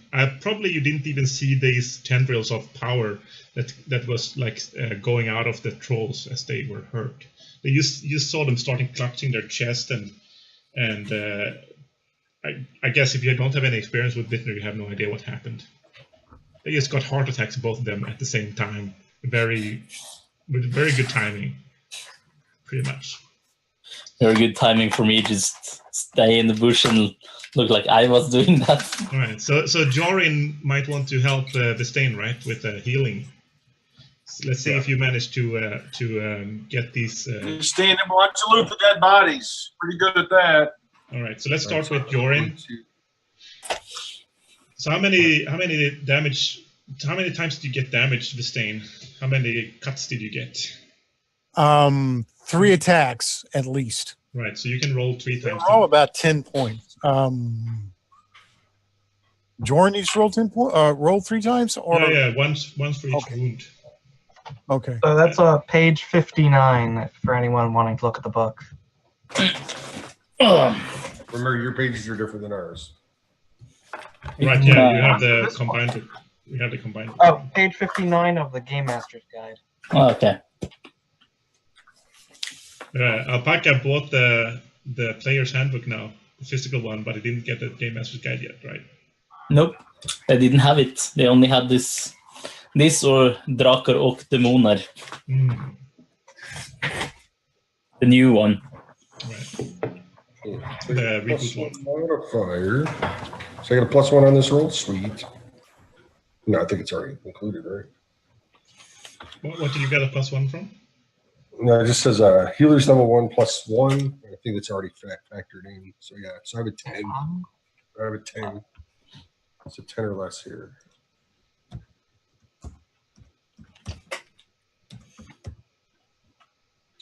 Keep in mind, I've never done this on a troll, so here we go. All right. So you succeed with the first one, and that was the last hit you got, Vesteinn. So how much damage did you get on that last hit? And in the last hit you got? Spit in the room. Yeah. 10. Okay, so you get 10 HP back. 10 BP back, very much. Then you need me to roll 2 more times, right? Yeah. That Okay. Fail. Second one does not succeed. No? I'll try again.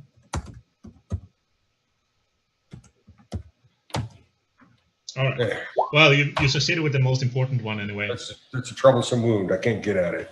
Right. So you bandage him up and. There's a fingernail lodged in there.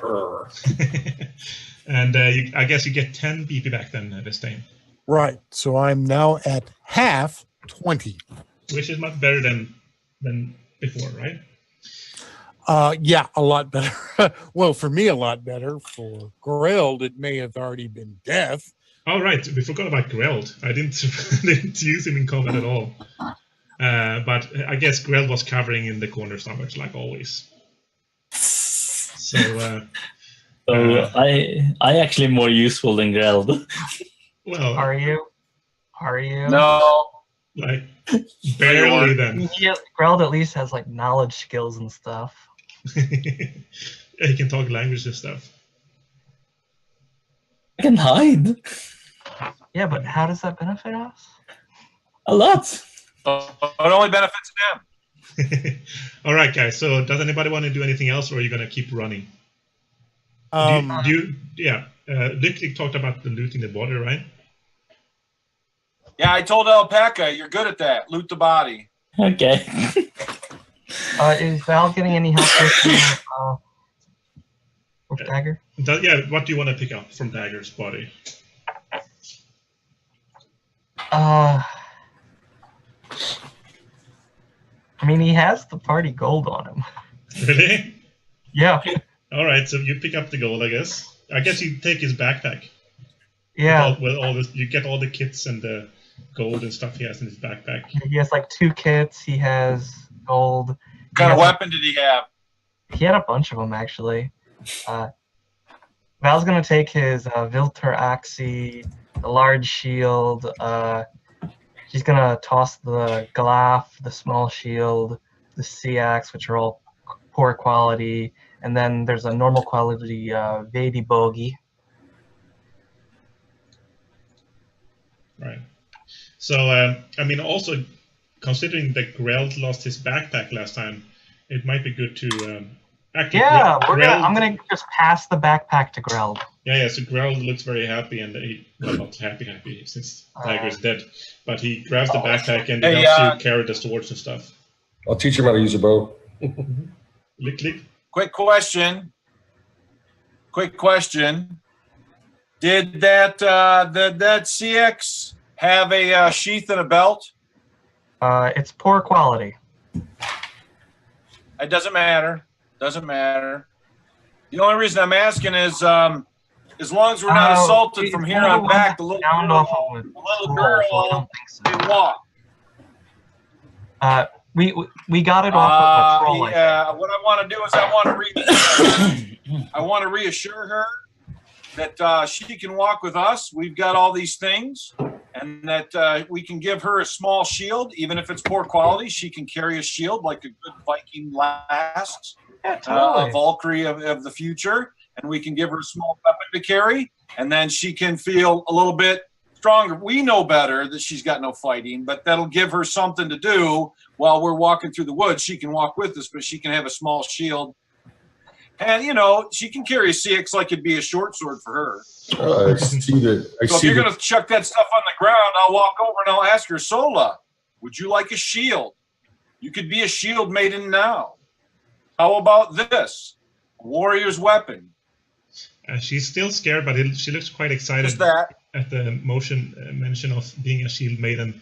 Of course, all her 12 older brothers are all training to be fighters, so she wants to fight too.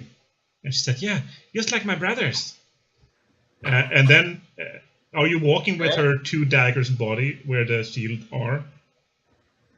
You know, if Valravn pulled it off and she's standing there holding on to it, but this little girl's not going to be new. I mean, there's a big dead troll there too. Does she want to stab him? You want to practice stabbing trolls? Yes. We can show her how to do it. Not to get close to it. Because the last few trolls we met. Few days with trolls. Right. Oh, that's a good point. That's a good point. We won't do that. Although she's been with them, she made her save. I've been with them. I made my save. She kind of looks. She kind of looks over your shoulder at the troll and says, "I think that's one of the 3 that took me. I think that's Deke." Well, now he is dead. Yeah. I tap her on the shoulder. I put my hand on her shoulder and I say, "Welcome to the Order of the Trolljaeger." She kind of looks confused, and then she says, "Can we go now? I still hear the other trolls coming." Yes. Lead us home. So by that we reset the failures, and you need to get 3 more successes before you get away from them. So let's continue this. So and on the Waldhelm is also looting the other troll, of course. He pretty much just had a club, a wooden club. He doesn't seem to have anything else that you can see on a quick look through there. So well, Waldhelm take his troll berries. Question. Yeah, Lee. Quick question. If Vesteinn were to jam a small tree into the ground like a stake, and we were to behead the troll and jam his head on top of that, would that be enough to keep them from following us? Ooh.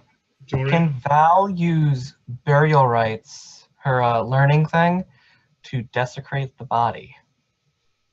Okay. Also, Jorin, what do you want to say? I just want to scare the other ones from coming. What you got going on, Jorin? I just want to point out that we don't want to get boils and blisters and stuff like we did before. Val already has. Yeah, I heard this story of a venturing party having done this, and they all got sick. Then let's leave. Well, we're not going to bring it with us. We're going to set it up as a right. like. Okay, but Let's leave. I'll allow you to like put one of the heads on a stick before you run away with the burial rites, if you want. Yeah, I'll put the head on the stick, and I'll put its own heart in its mouth. Right. So roll a That'll burial take a rite. while. Well, if he's going to do that, the minute he starts trying to cut the troll's chest open, I will step in and cut the troll's chest open. Yeah. I'm going to assume with my strength versus his, I'm going to do it a little faster. Yeah, And so I'm not trying to be careful about it. right, you guys are cutting them up pretty quickly, and let's do a barrel rites. Valravn has some experience with embalming, and she Right. rolled a 2. Okay, so that's another success then. I'll take Sola off. Sola and I are going to walk a little ways ahead, and I'm going to talk with her about the trees and ask her if she knows what those berries are, and we'll keep her busy while these guys are setting up their statement. So you're not walking at this point because now the trolls are catching up to you guys. They're on the other side of the river now, so you are just time to run. Freki says, "Let's go. It's time to run." Valravn looks go. to Vesteinn and says, with her bloody hand, and says, "Could you carry Dagger? I'd like to give him a proper burial." I will grab Dagger and carry him. Okay, roll a strength check then. So you're pretty much a little bit bigger than Valravn, so I'll give you a 8 strength. Which is modified by your strength score. Yeah. So I think you have to roll under what, a 12? Yeah, and this is on a 20, right? Yes.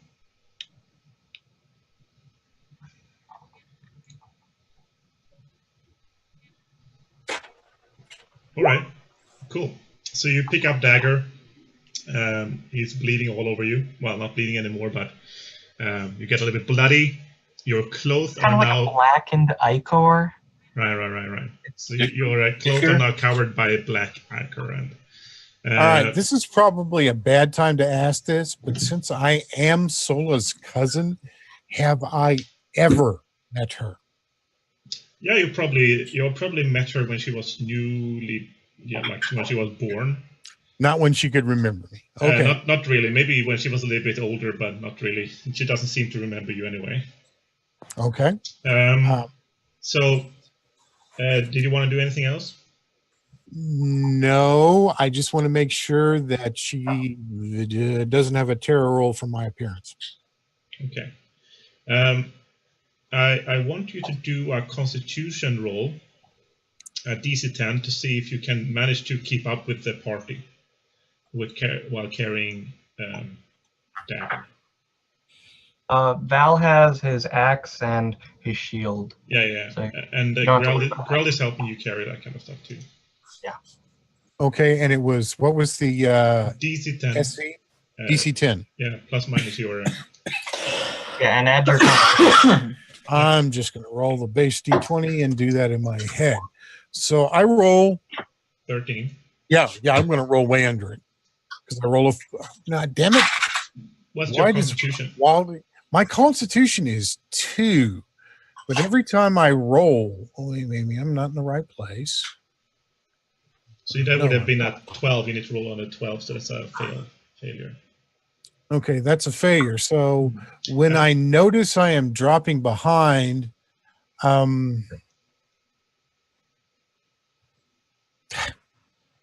Dagger's gonna go. Can I try to pick him up?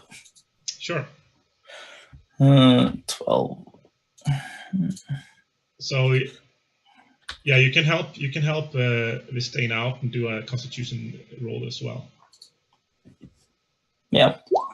Okay, so with the help of Waldhelm, you manage to keep pace with the rest of the group, and that doesn't give you a failure then. But it also doesn't give you a success, but at least you didn't get a failure there. So right now you need 2 more successes to get away.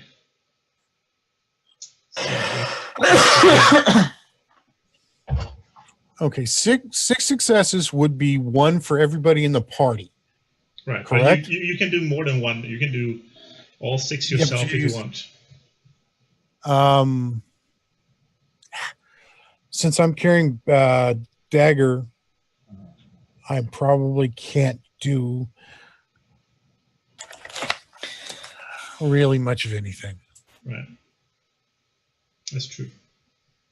Val is going to try to cast Divine Feet.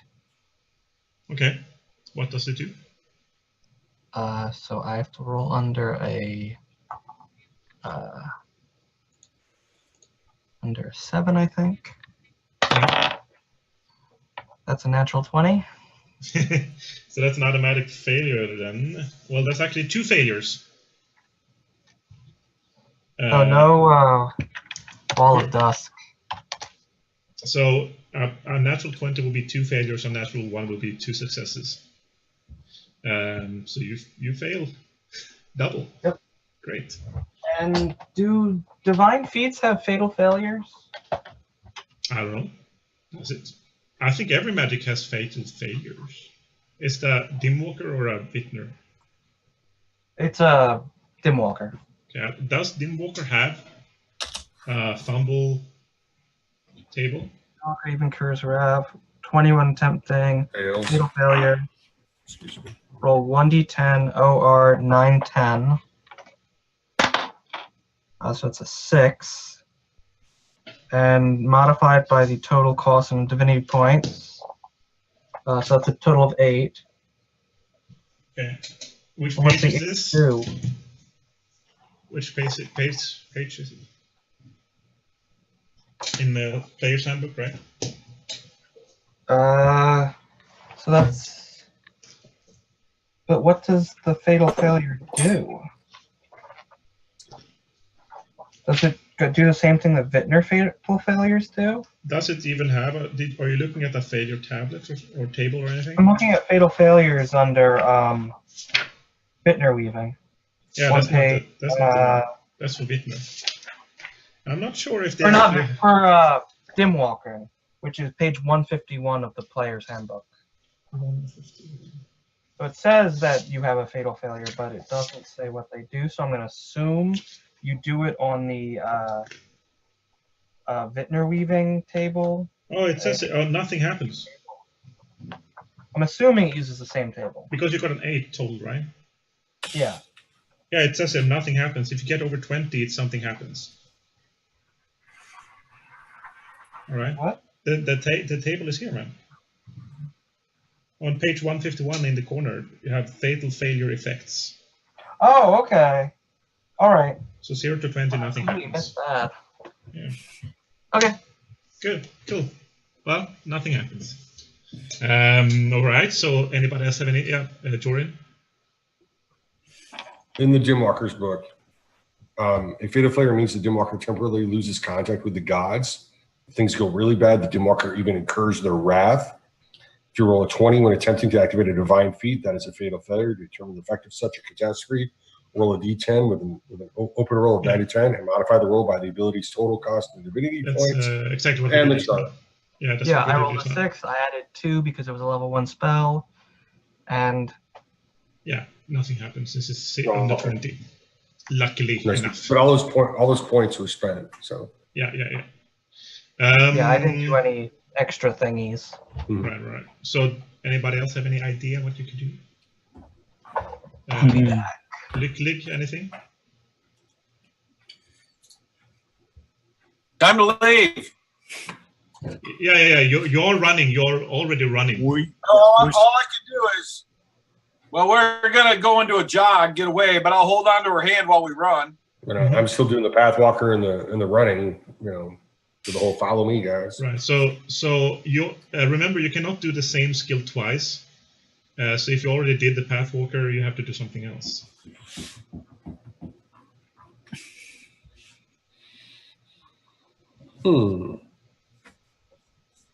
Okay, guys. Everybody remember that we have land knowledge Stormland. Yeah, that's what I was just going to pull out. All right. So how do you want to use that to get away?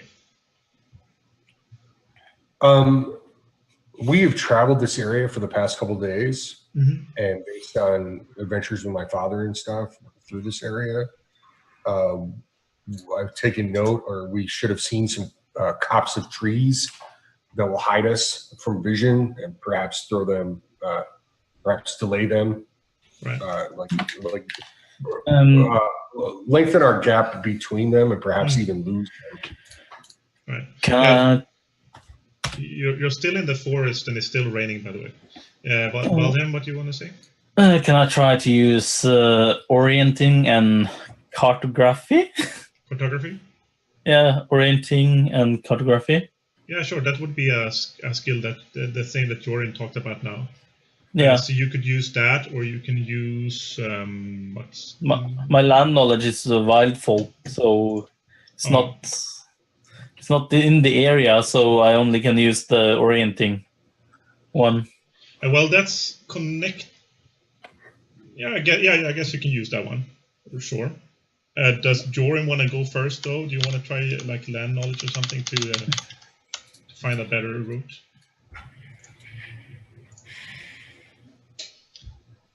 Yeah, I was considering something else, but Okay, so let's go with Waldhelm first while you're thinking about it then. Yep. So you can try that, Waldhelm, if you want orienteering. It's gonna be hard though. I have 5 in that. Yeah. Nope. Almost a fumble. Does anybody else have orienteering or wilderness?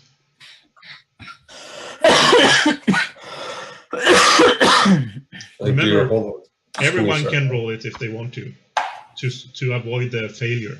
So if you do have wilderness and then orienteering, I suggest you roll that to see if you can help Waldhelm out here. It's a wilderness geography and then orienteering. You don't need to have the specific skill. You can just take the wilderness base and geography and add it together.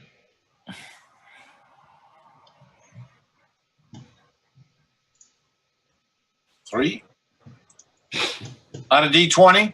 Yeah. So Lycklig has 5. You need to roll another 5. And you need me to roll a 5? Yeah, under a 5 if you want to try to help him. Okay. Nope. Oh well. Got a 12. Okay. Anybody else want to try to help? Because remember, this is your 3rd failure again. Yeah, I'll try and help him. All right. So you have nothing in geography, right? Well, you should have. I have 1 in geography, and I do have A land knowledge Stormlander? Stormland, yes. Yeah, but we're using orienteering and cartography right now. Yeah, so I only have 5 Right. on that. You can try it as well. No, failed. Mm. And it's the same with Valravn too, right? You also have 5.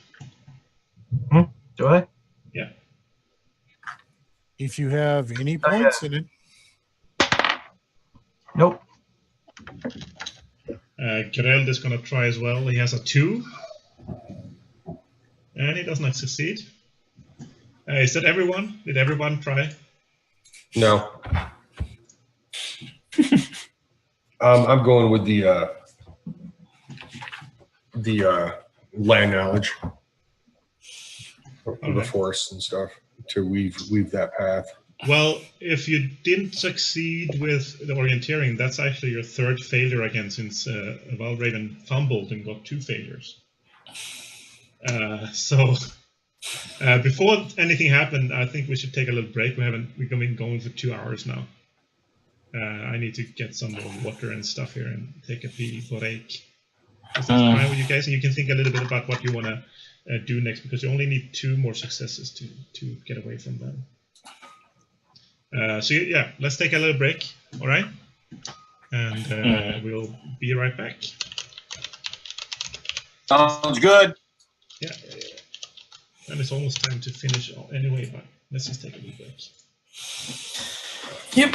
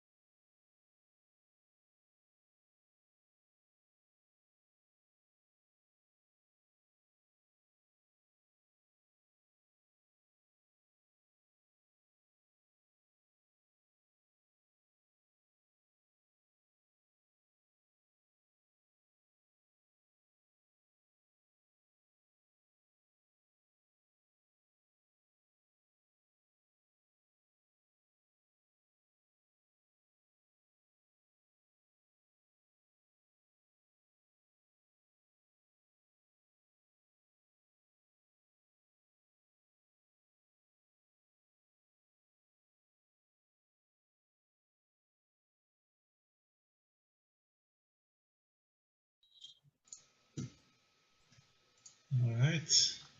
And we are back. Welcome back to the stream. Let's.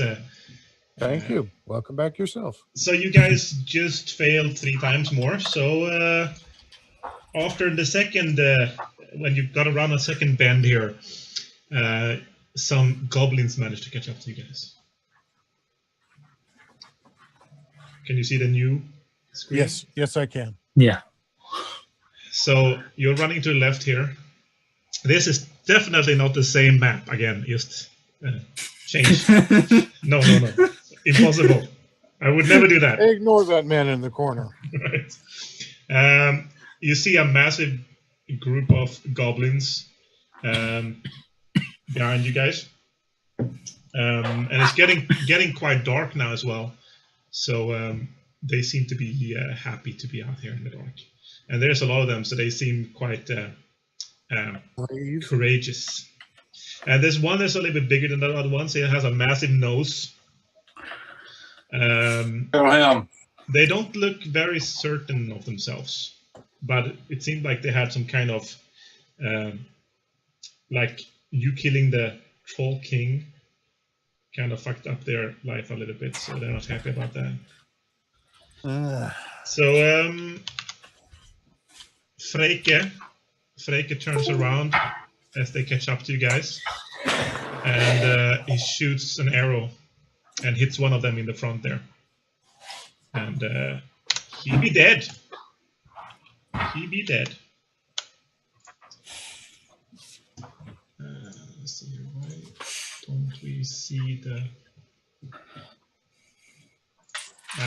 Alpakka? Can you check the stream right now? Can you see the webcams? Let me see. Just give me a moment to. I can't. I don't see any webcams. I only see Flynn, every name of ours. Yeah. So that's the weird thing. We try to do this, and then we're back again. Sometimes stuff doesn't come up. Still no webcams. What the hell's going on? Yeah, sorry about that, guys. Some problems. Technical difficulties. So these massive group of goblins are rushing down the path against you guys. Let's start with some initiative. So 20 to 15. Oh, so you got to stand by, Patrick. Holy goodness.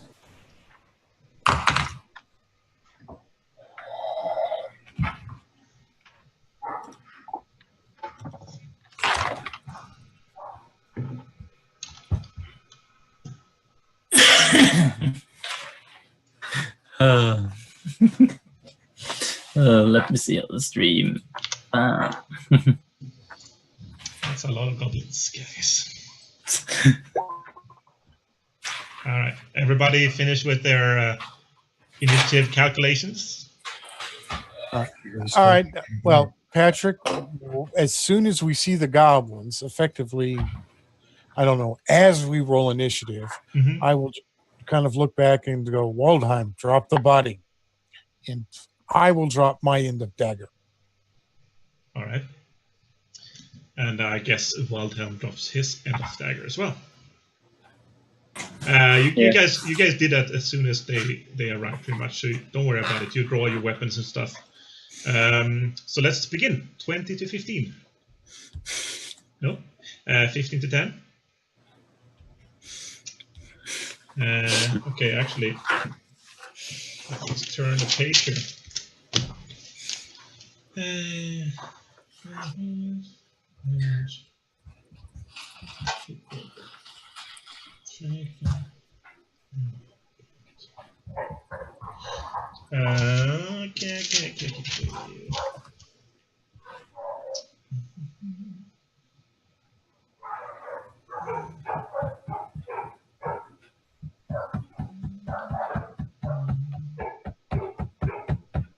Okay. There we go. Let the dogs out. So 10 and 9, 8, That must be 8 is Brian. Oh, yeah. No, I got a -7. Oh, you got the -7? Amazing. Okay. Really? I'm going faster. 6. No. 5. So 5 is the big goblin. The big tiny, the big goblin. He seems to have some kind of little dagger on him. And he has leather armor, this little goblin. He definitely seems like the leader. So he's going to run up and try to attack. So let's see, how far away is he? He's 8 meters from me. All right. It's gonna... how many points does he even have?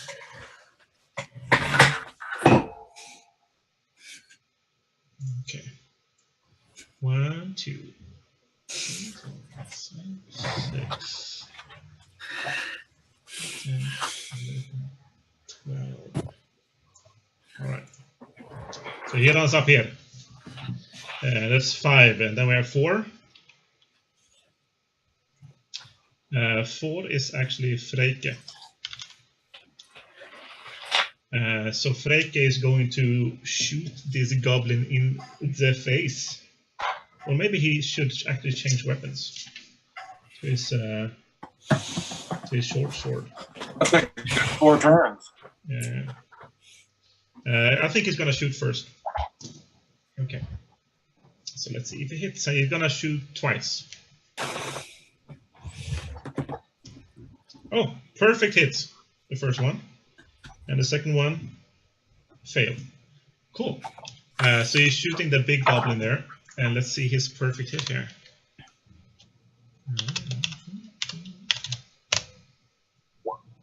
Alright, cool. 12 damage. So as the big goblin is running towards Freyke, he shoots off 2 of his arrows, and one of them hits in the middle of the chest. And he already looks quite damaged, actually. He kind of stumbles a little bit, this big goblin. All right. And then we have 3, 2. Yes. All right. 2, both of you. I'm also 2. All right. So who wants to go first? So who wants to go first? Okay, Wildhelm goes first. I'll go first. I can do stuff. So do you want to go first, Siggi? Yeah, I'll go first. Okay. Okay, so my spell goes off. Okay, what is the spell? It's grab the book. Yeah, I gotta read them every time. How's that funny? It's Wall of Dusk on page 160. So within 10 meters of me, anywhere within 10 meters of me, I can make a 20 square meters of darkness and shape to my liking. All right. And I'm going to make a humanoid figure with like legs like centered like here, like along the path here and here, and then build up and make a big something that resembles Jorin, actually. It's gonna be a big cloaked figure. A big cloak. Standing probably about 10 meters tall. 9 meters tall or something. How many? Like it's standing like I'd say either 8 or 9 meters tall because it's pretty hefty. Where do you want it? Like it's gonna be centered like right here on the, like straddling the path. Is this the big dude right here? Yeah, that's good. Just a big cloaked humanoid figure.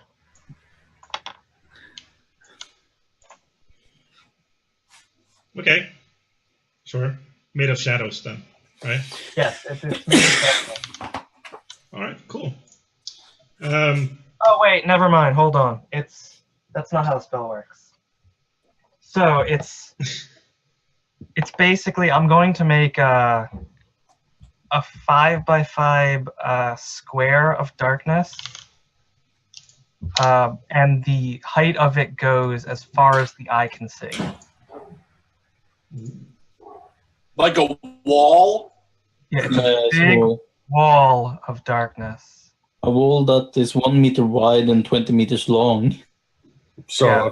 so it effectively blocks any ranged attacks that we're going to It make. blocks basically, and I'm just gonna plop it down right there, right here. Oh God.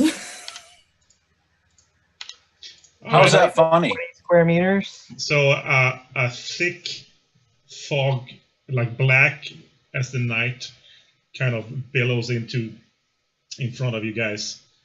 And how do you do this spell? Like with gestures or? Oh, this is a divine incantation, so I don't think it. I call on Jorn, who grants a piece of dusk that's as dark and thick as night. It gives a negative modifier of -3 on all combat actions that are carried out within the darkness or that target someone within it, just as the dark night. Night vision, dark vision, or true vision are unaffected. All right. True vision, that is regular vision, right? Or is it a special vision? True vision special. You get 3 spells. Okay, cool. So we effectively cannot see the goblins. Yeah, and they cannot see you. You just see this big patch of dark as night on a moonless night or something like that. Right, you hear Valravn call to Jorin, and then the night is just billowing out across the path that you were just running down. And that's the time for the goblins to go after that. Actually, I got a 3, so. Oh, you got a 3. Okay, then it's your first. No, then it's me after. Yeah. Oh, you haven't done yet. Yeah, that's right. Waldhelm. I think I'm gonna run into the darkness, actually. Okay, go for it. Go in the general He's the direction. biggest shadow in the Yes. Good area. He gets a place to plus get on away. hiding in shadows by running into a shadow. Yeah, exactly. But I'm gonna run in the general direction. I last saw the goblin. All right, sure. That is around here. If you're seeing right there, all right.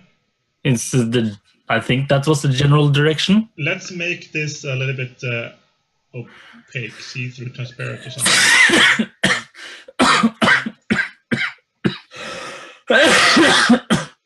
Oh, I got the size wrong. Let's just make it a box with a border without anything in it, or like some gray or something in it, or something that we can see through. It's that big. Okay, so that's better. Now we see it a little bit better here. We can make I'm gonna rotate it. Okay. So Like that. All right. Since I moved just a few meters. How many meters do you move? Oops, sorry. I was starting from there to there is 3. Always put it in the middle of the box. It's easier to see. Yeah, 4 meters. Actually, So, are you holding down Alt when you're doing that? Why is it starting from the corner of the box? Oh yeah, I'm it's standing snap to the corner, so I can just. There we go. Okay. Yeah, 4 meters. Yeah, so I have 8 combat points left. Oh, you have a total of 16.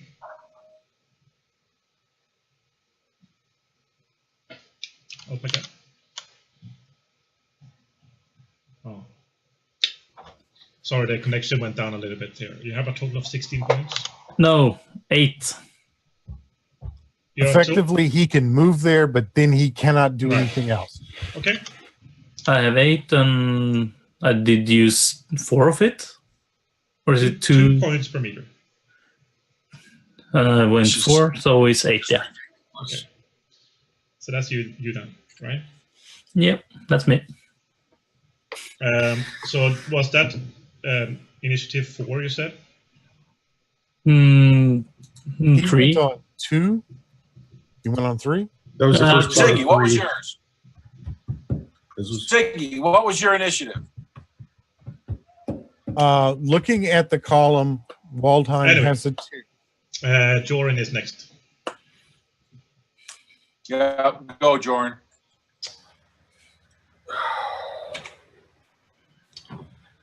I cast Elemental Arrow. I'm shooting 2 arrows. I paid the cost.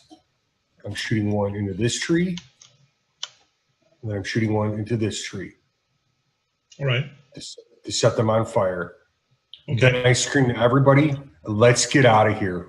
Siggy's provided cover. Let's go. All right. Did you roll the roll? No, I haven't rolled them yet. So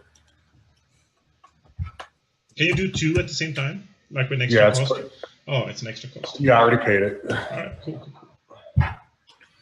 That's why my initiative was so crazy. So let's see. Because I paid a total of 3 extra points, so 7 total for the thing. So So you only the spell's level applies to it. The additional extra levels of cost don't. well, either way. So I would have went a long time ago before that thing. So anyway, Perfect. So how so does it there we look go. like?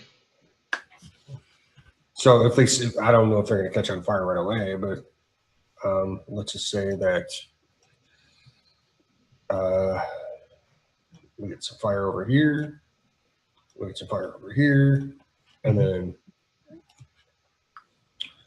I go see you losers and move. Just turn to move. Mm-hmm. Sure. That's it. So. Cool.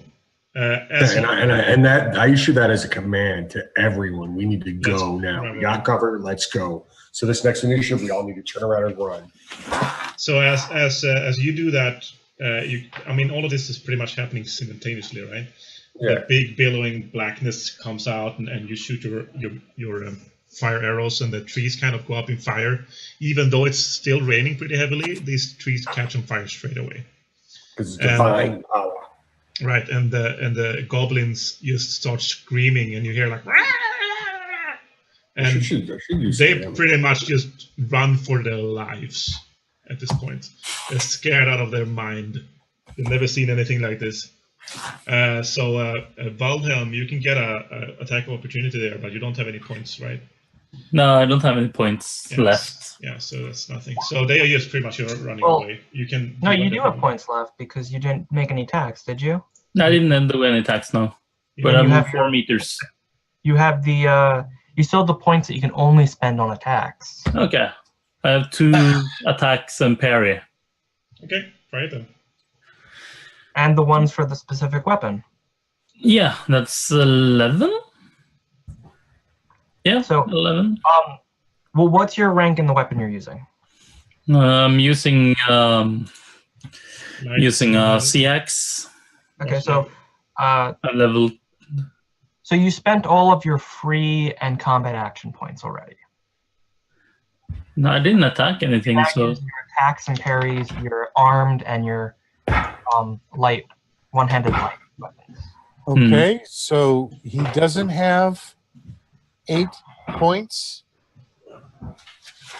effectively unless he doesn't have 8 points to move. Right, you used your 8 free points. You had 8 free Yeah. points. You have 2, 3, 4, 5. 5 points to do an attack.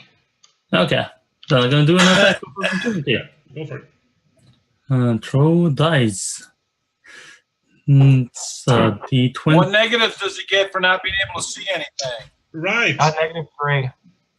Right, -3 on there. So 2, under 2.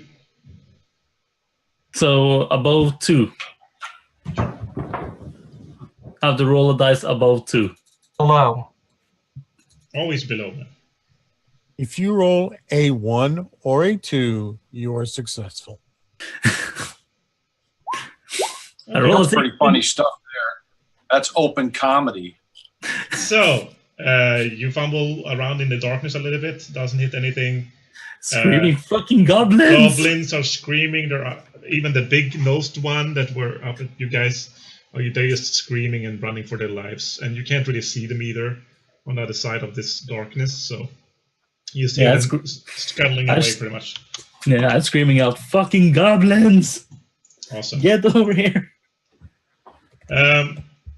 So that's that combat, I guess. I like the real men, you aren't.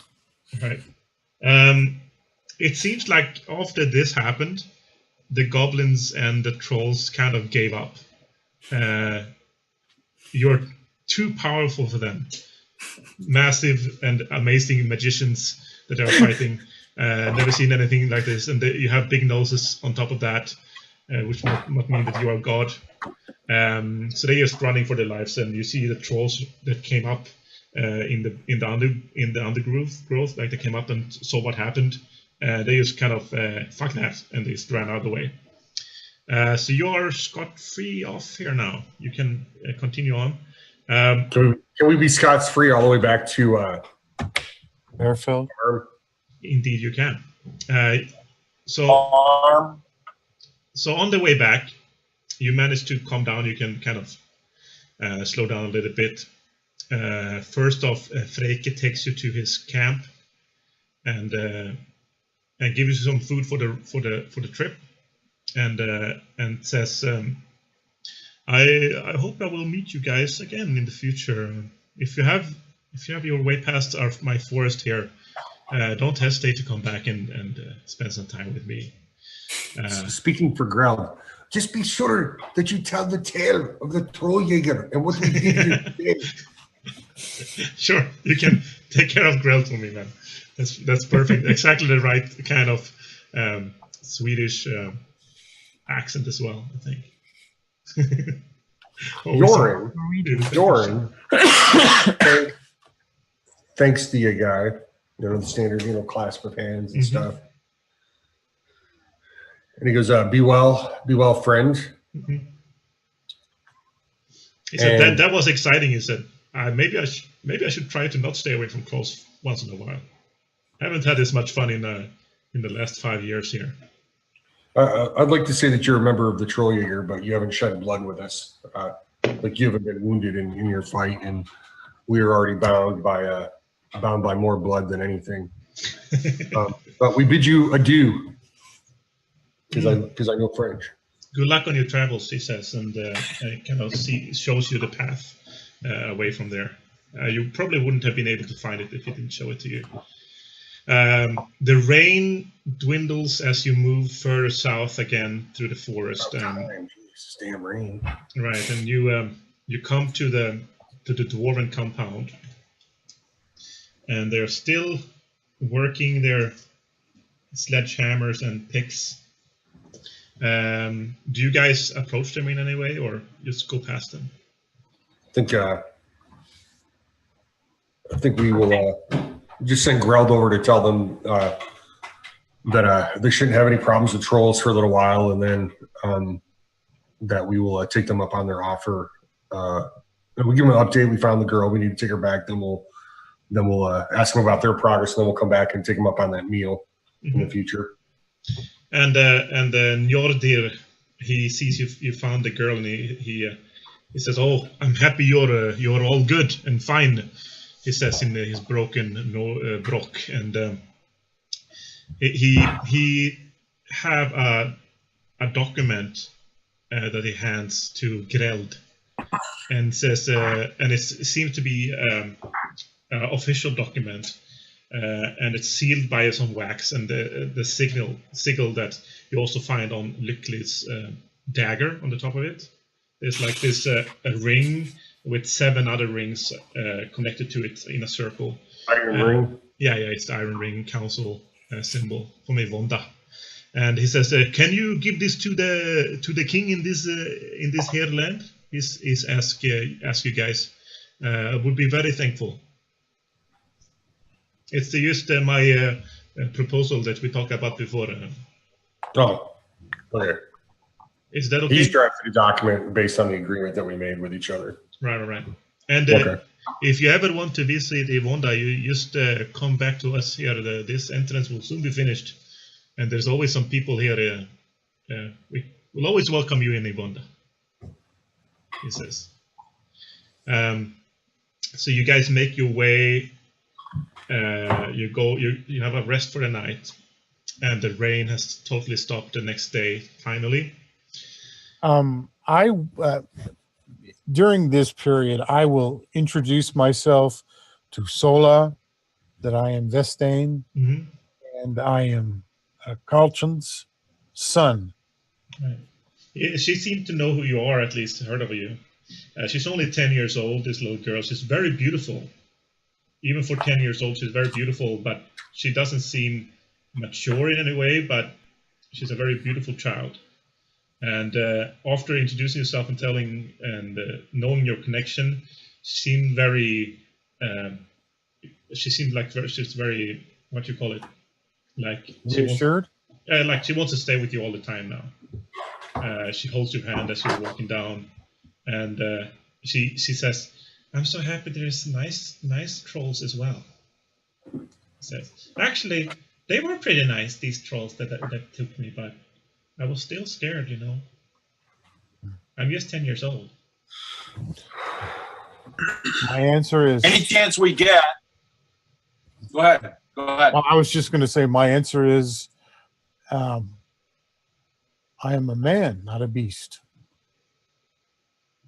"What about this?" she says, and she drags you and tugs you on the tail. Stormy has made me as I am. "I like it anyway," she says, and then she follows behind you, holding your tail as you walk down the path. Okay. You come to the Any camp. chance? Yeah. Whenever we rest, sit down, eat, partake of anything, talk to her a little bit, and we'll pull out her little shield, and I'll hold on to it, and we'll teach her how to stab. We'll teach her how to attack the shield. So she pulls out her six, and we'll teach her how to thrust.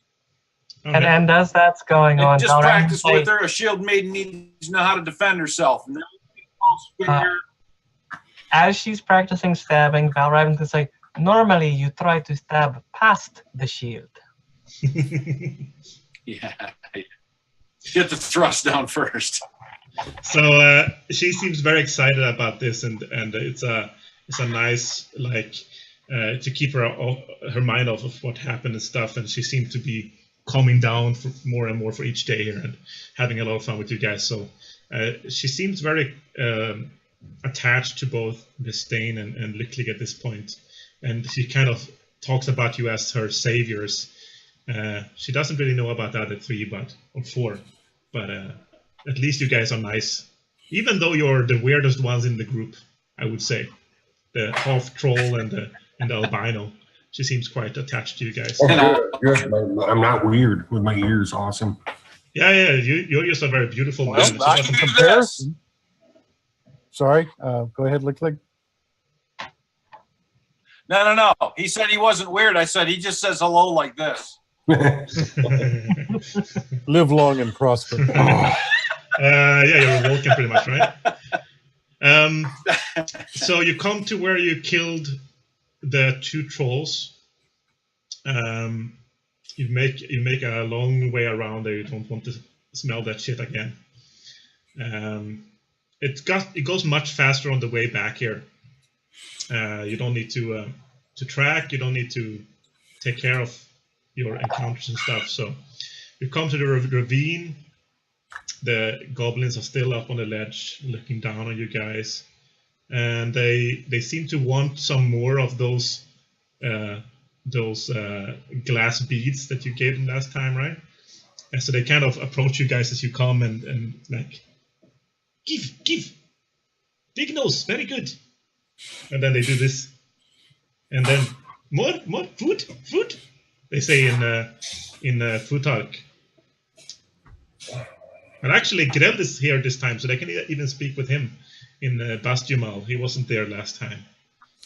So do you guys give them anything? Hmm. I don't have any more beads. No. I give them the club I picked up off a troll. Okay. The big club. So the big-nosed one takes the club and look at it and holds it up and then starts running around with the other guys very happily following him. Not at all like the goblins that you were fighting just a day before. And as you go back south, and you come through this ravine, the other side of the ravine is like another world compared to where you were before. Like this part of the forest is much more open, much more like leaf trees and stuff like that, right?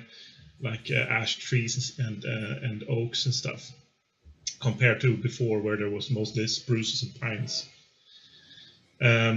After another day or so, you see Barefield farm in the distance, and at this point Sola releases Vestein's tail and starts running for all she's worth towards the farm.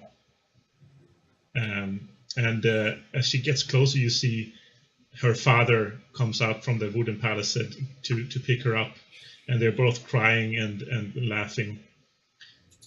And as you approach, she stands up holding her little daughter and says, "I don't know how I can possibly ever repay you for this. I can't believe you managed to find her and get her back in one piece. Thank you." He's crying and try to shake all of your hands and pat you on the back. So what do you want to do? Jorin will step forward and will shake his hand and say, "There's no payment necessary. Just to know that we have a home and hearth when we visit Barefield will be enough." No. Valravn gives Jorin a pretty dirty look. We have lost one of ours. And he sees Some Dagger and says, "Oh, I'm so sorry. You did this for my family and my daughter and me. And of course, I'm happy, Master Jorin, that you would do this without any payment. But this deserves a feast and a payment. And actually, if you are willing, I would like to employ you further in the future. If I don't know what your plans are right now, but we have to get to the thing. Perfect. That's what I've been waiting for too. I mean, I was waiting for you guys to come back or get some news about what happened with my daughter, and we need to hurry, but we can still make it, I think. Would you be willing to serve as my hird on the way to the thing? He asks you. Yeah. Takes us to the thing, yes. Yes. I would of course pay you. I'm sure we can come to some agreement. We're going the same way. There's no payment necessary. I believe what needs to happen is helping our friend Siggi bury her uncle before we leave. Character's name is Val. Yeah, Val. Sorry. There, of course. I mean, you're welcome to bury your uncle behind our house here, where we bury our family members. That will not do. It is the tradition of the island clans of Jotunheim to inter our dead within our family mounds. You have a long way to travel alone, then. Will you? I'd rather not do it alone, but if I must, I must. Will you join us to the thing? Where is your family home? He asked. On the Isles at the tip of Jotunheim. This I never been that way, but you could come with us to the thing, and maybe you can go from there if you want. If you want to go with us, he says. Yes, I will go with you to the thing. All I need is a cart and a box with which to Of course, we will. Dagger from the bird's beaks. We will prepare this, of course, for you, your uncle.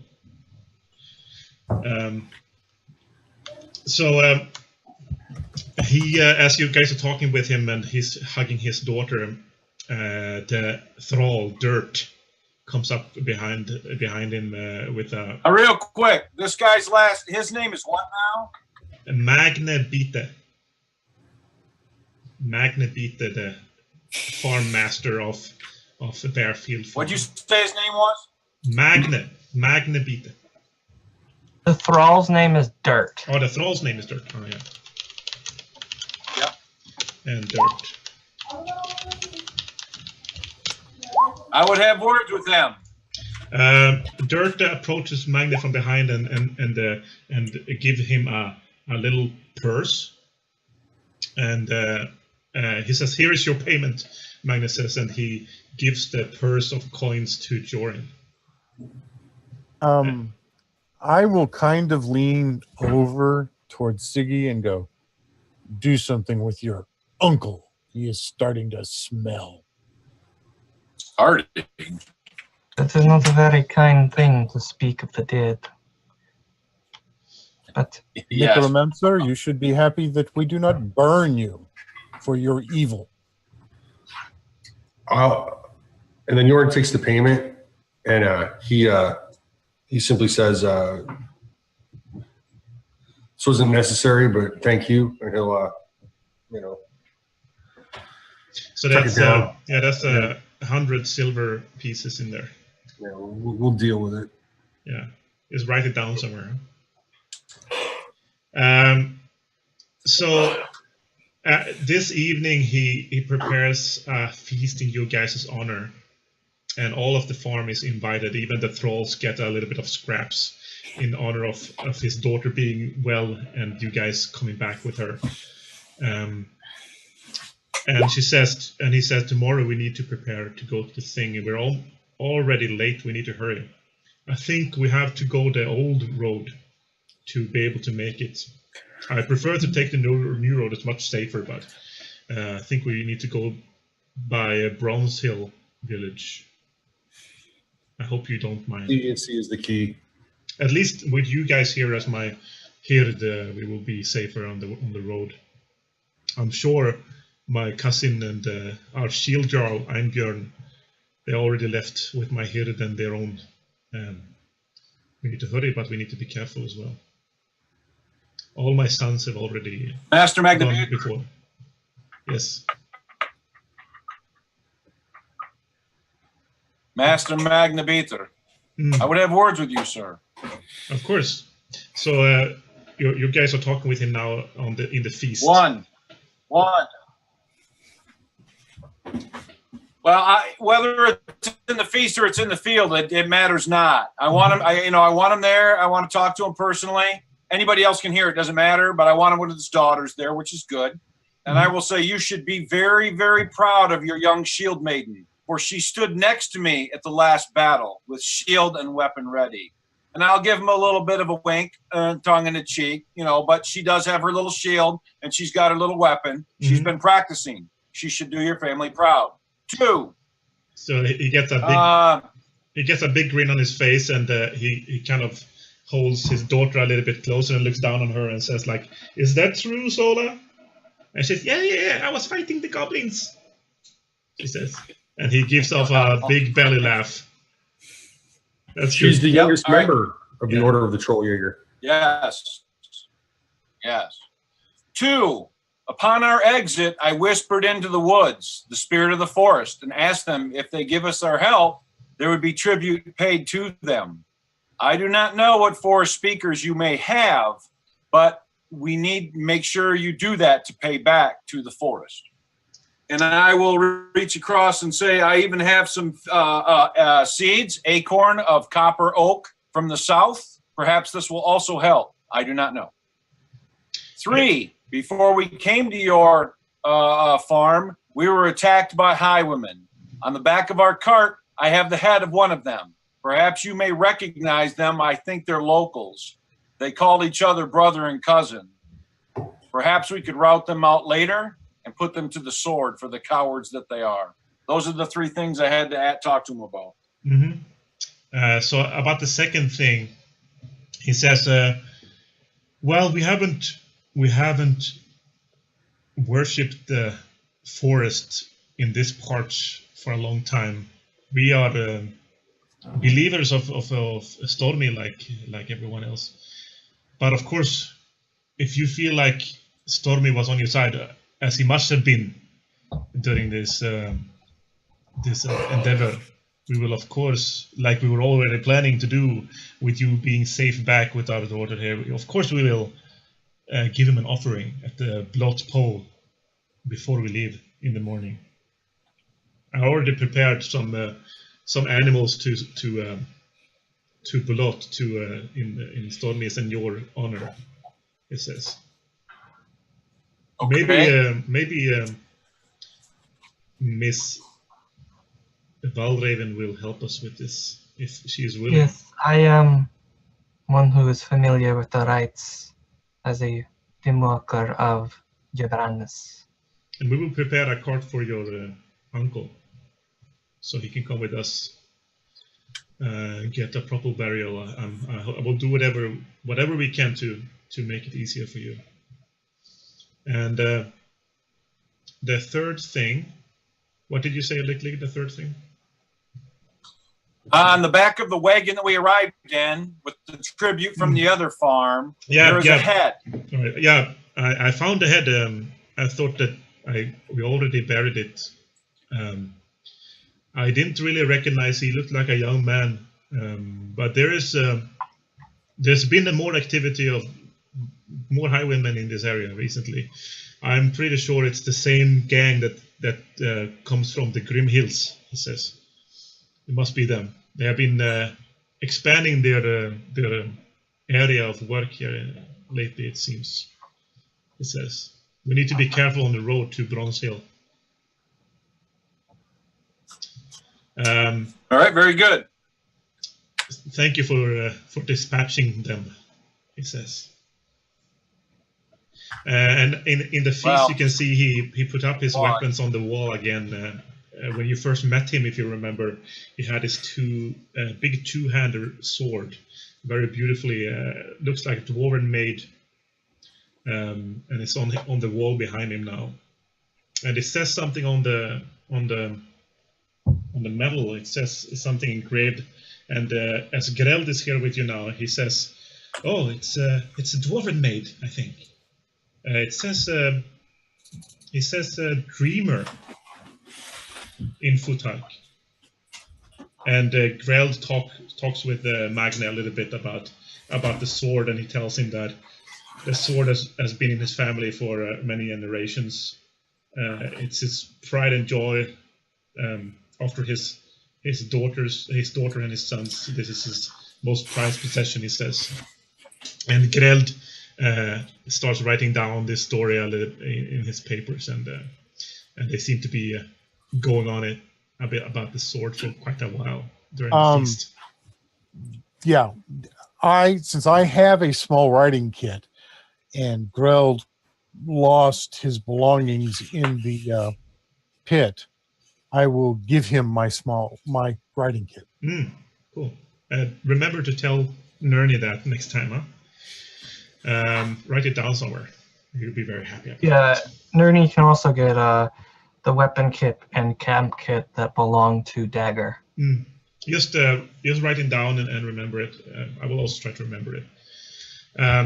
So that's pretty much taken by trolls, the starting adventure for Trudvang Chronicles. You will get some experience points now if you want. Yay, XP! So get a paper. Fucking find it, right? So get a separate paper or something so you can write this down. I will start with the points that everybody gets, and then I will give you your specific points. So everybody will get 5 adventure points for succeeding in delivering the cart and the goods to Magne. So that's 5 points. So just remember that point. So Jorin, you did a perfect roll in first aid, and So you get 1 point in care to use for your care abilities to buy stuff there. And you also did a perfect roll in perception, so you get 1 general point extra. That's a general point extra, or? Yeah, 1 general point extra, and Okay. 1 that you can use for your care skills. Vesteinn, you got a perfect roll while fighting, so you get 1 point you can use for fighting skills. And because you spent some time learning about camping, you get 1 point you can use for camping camper specifically, or that Okay. discipline as well. What discipline is that? Camper, wilderness, and then Survival. survival. Yeah, so survival skills you can use this point for. You also get 1 point in cooking. So the tradesman discipline skills, you can use 1 point there as well, because you were practicing cooking with Fake, I think. Valravn, you did a perfect roll in faith, so you get 1 extra point to use for buying the faith skills. And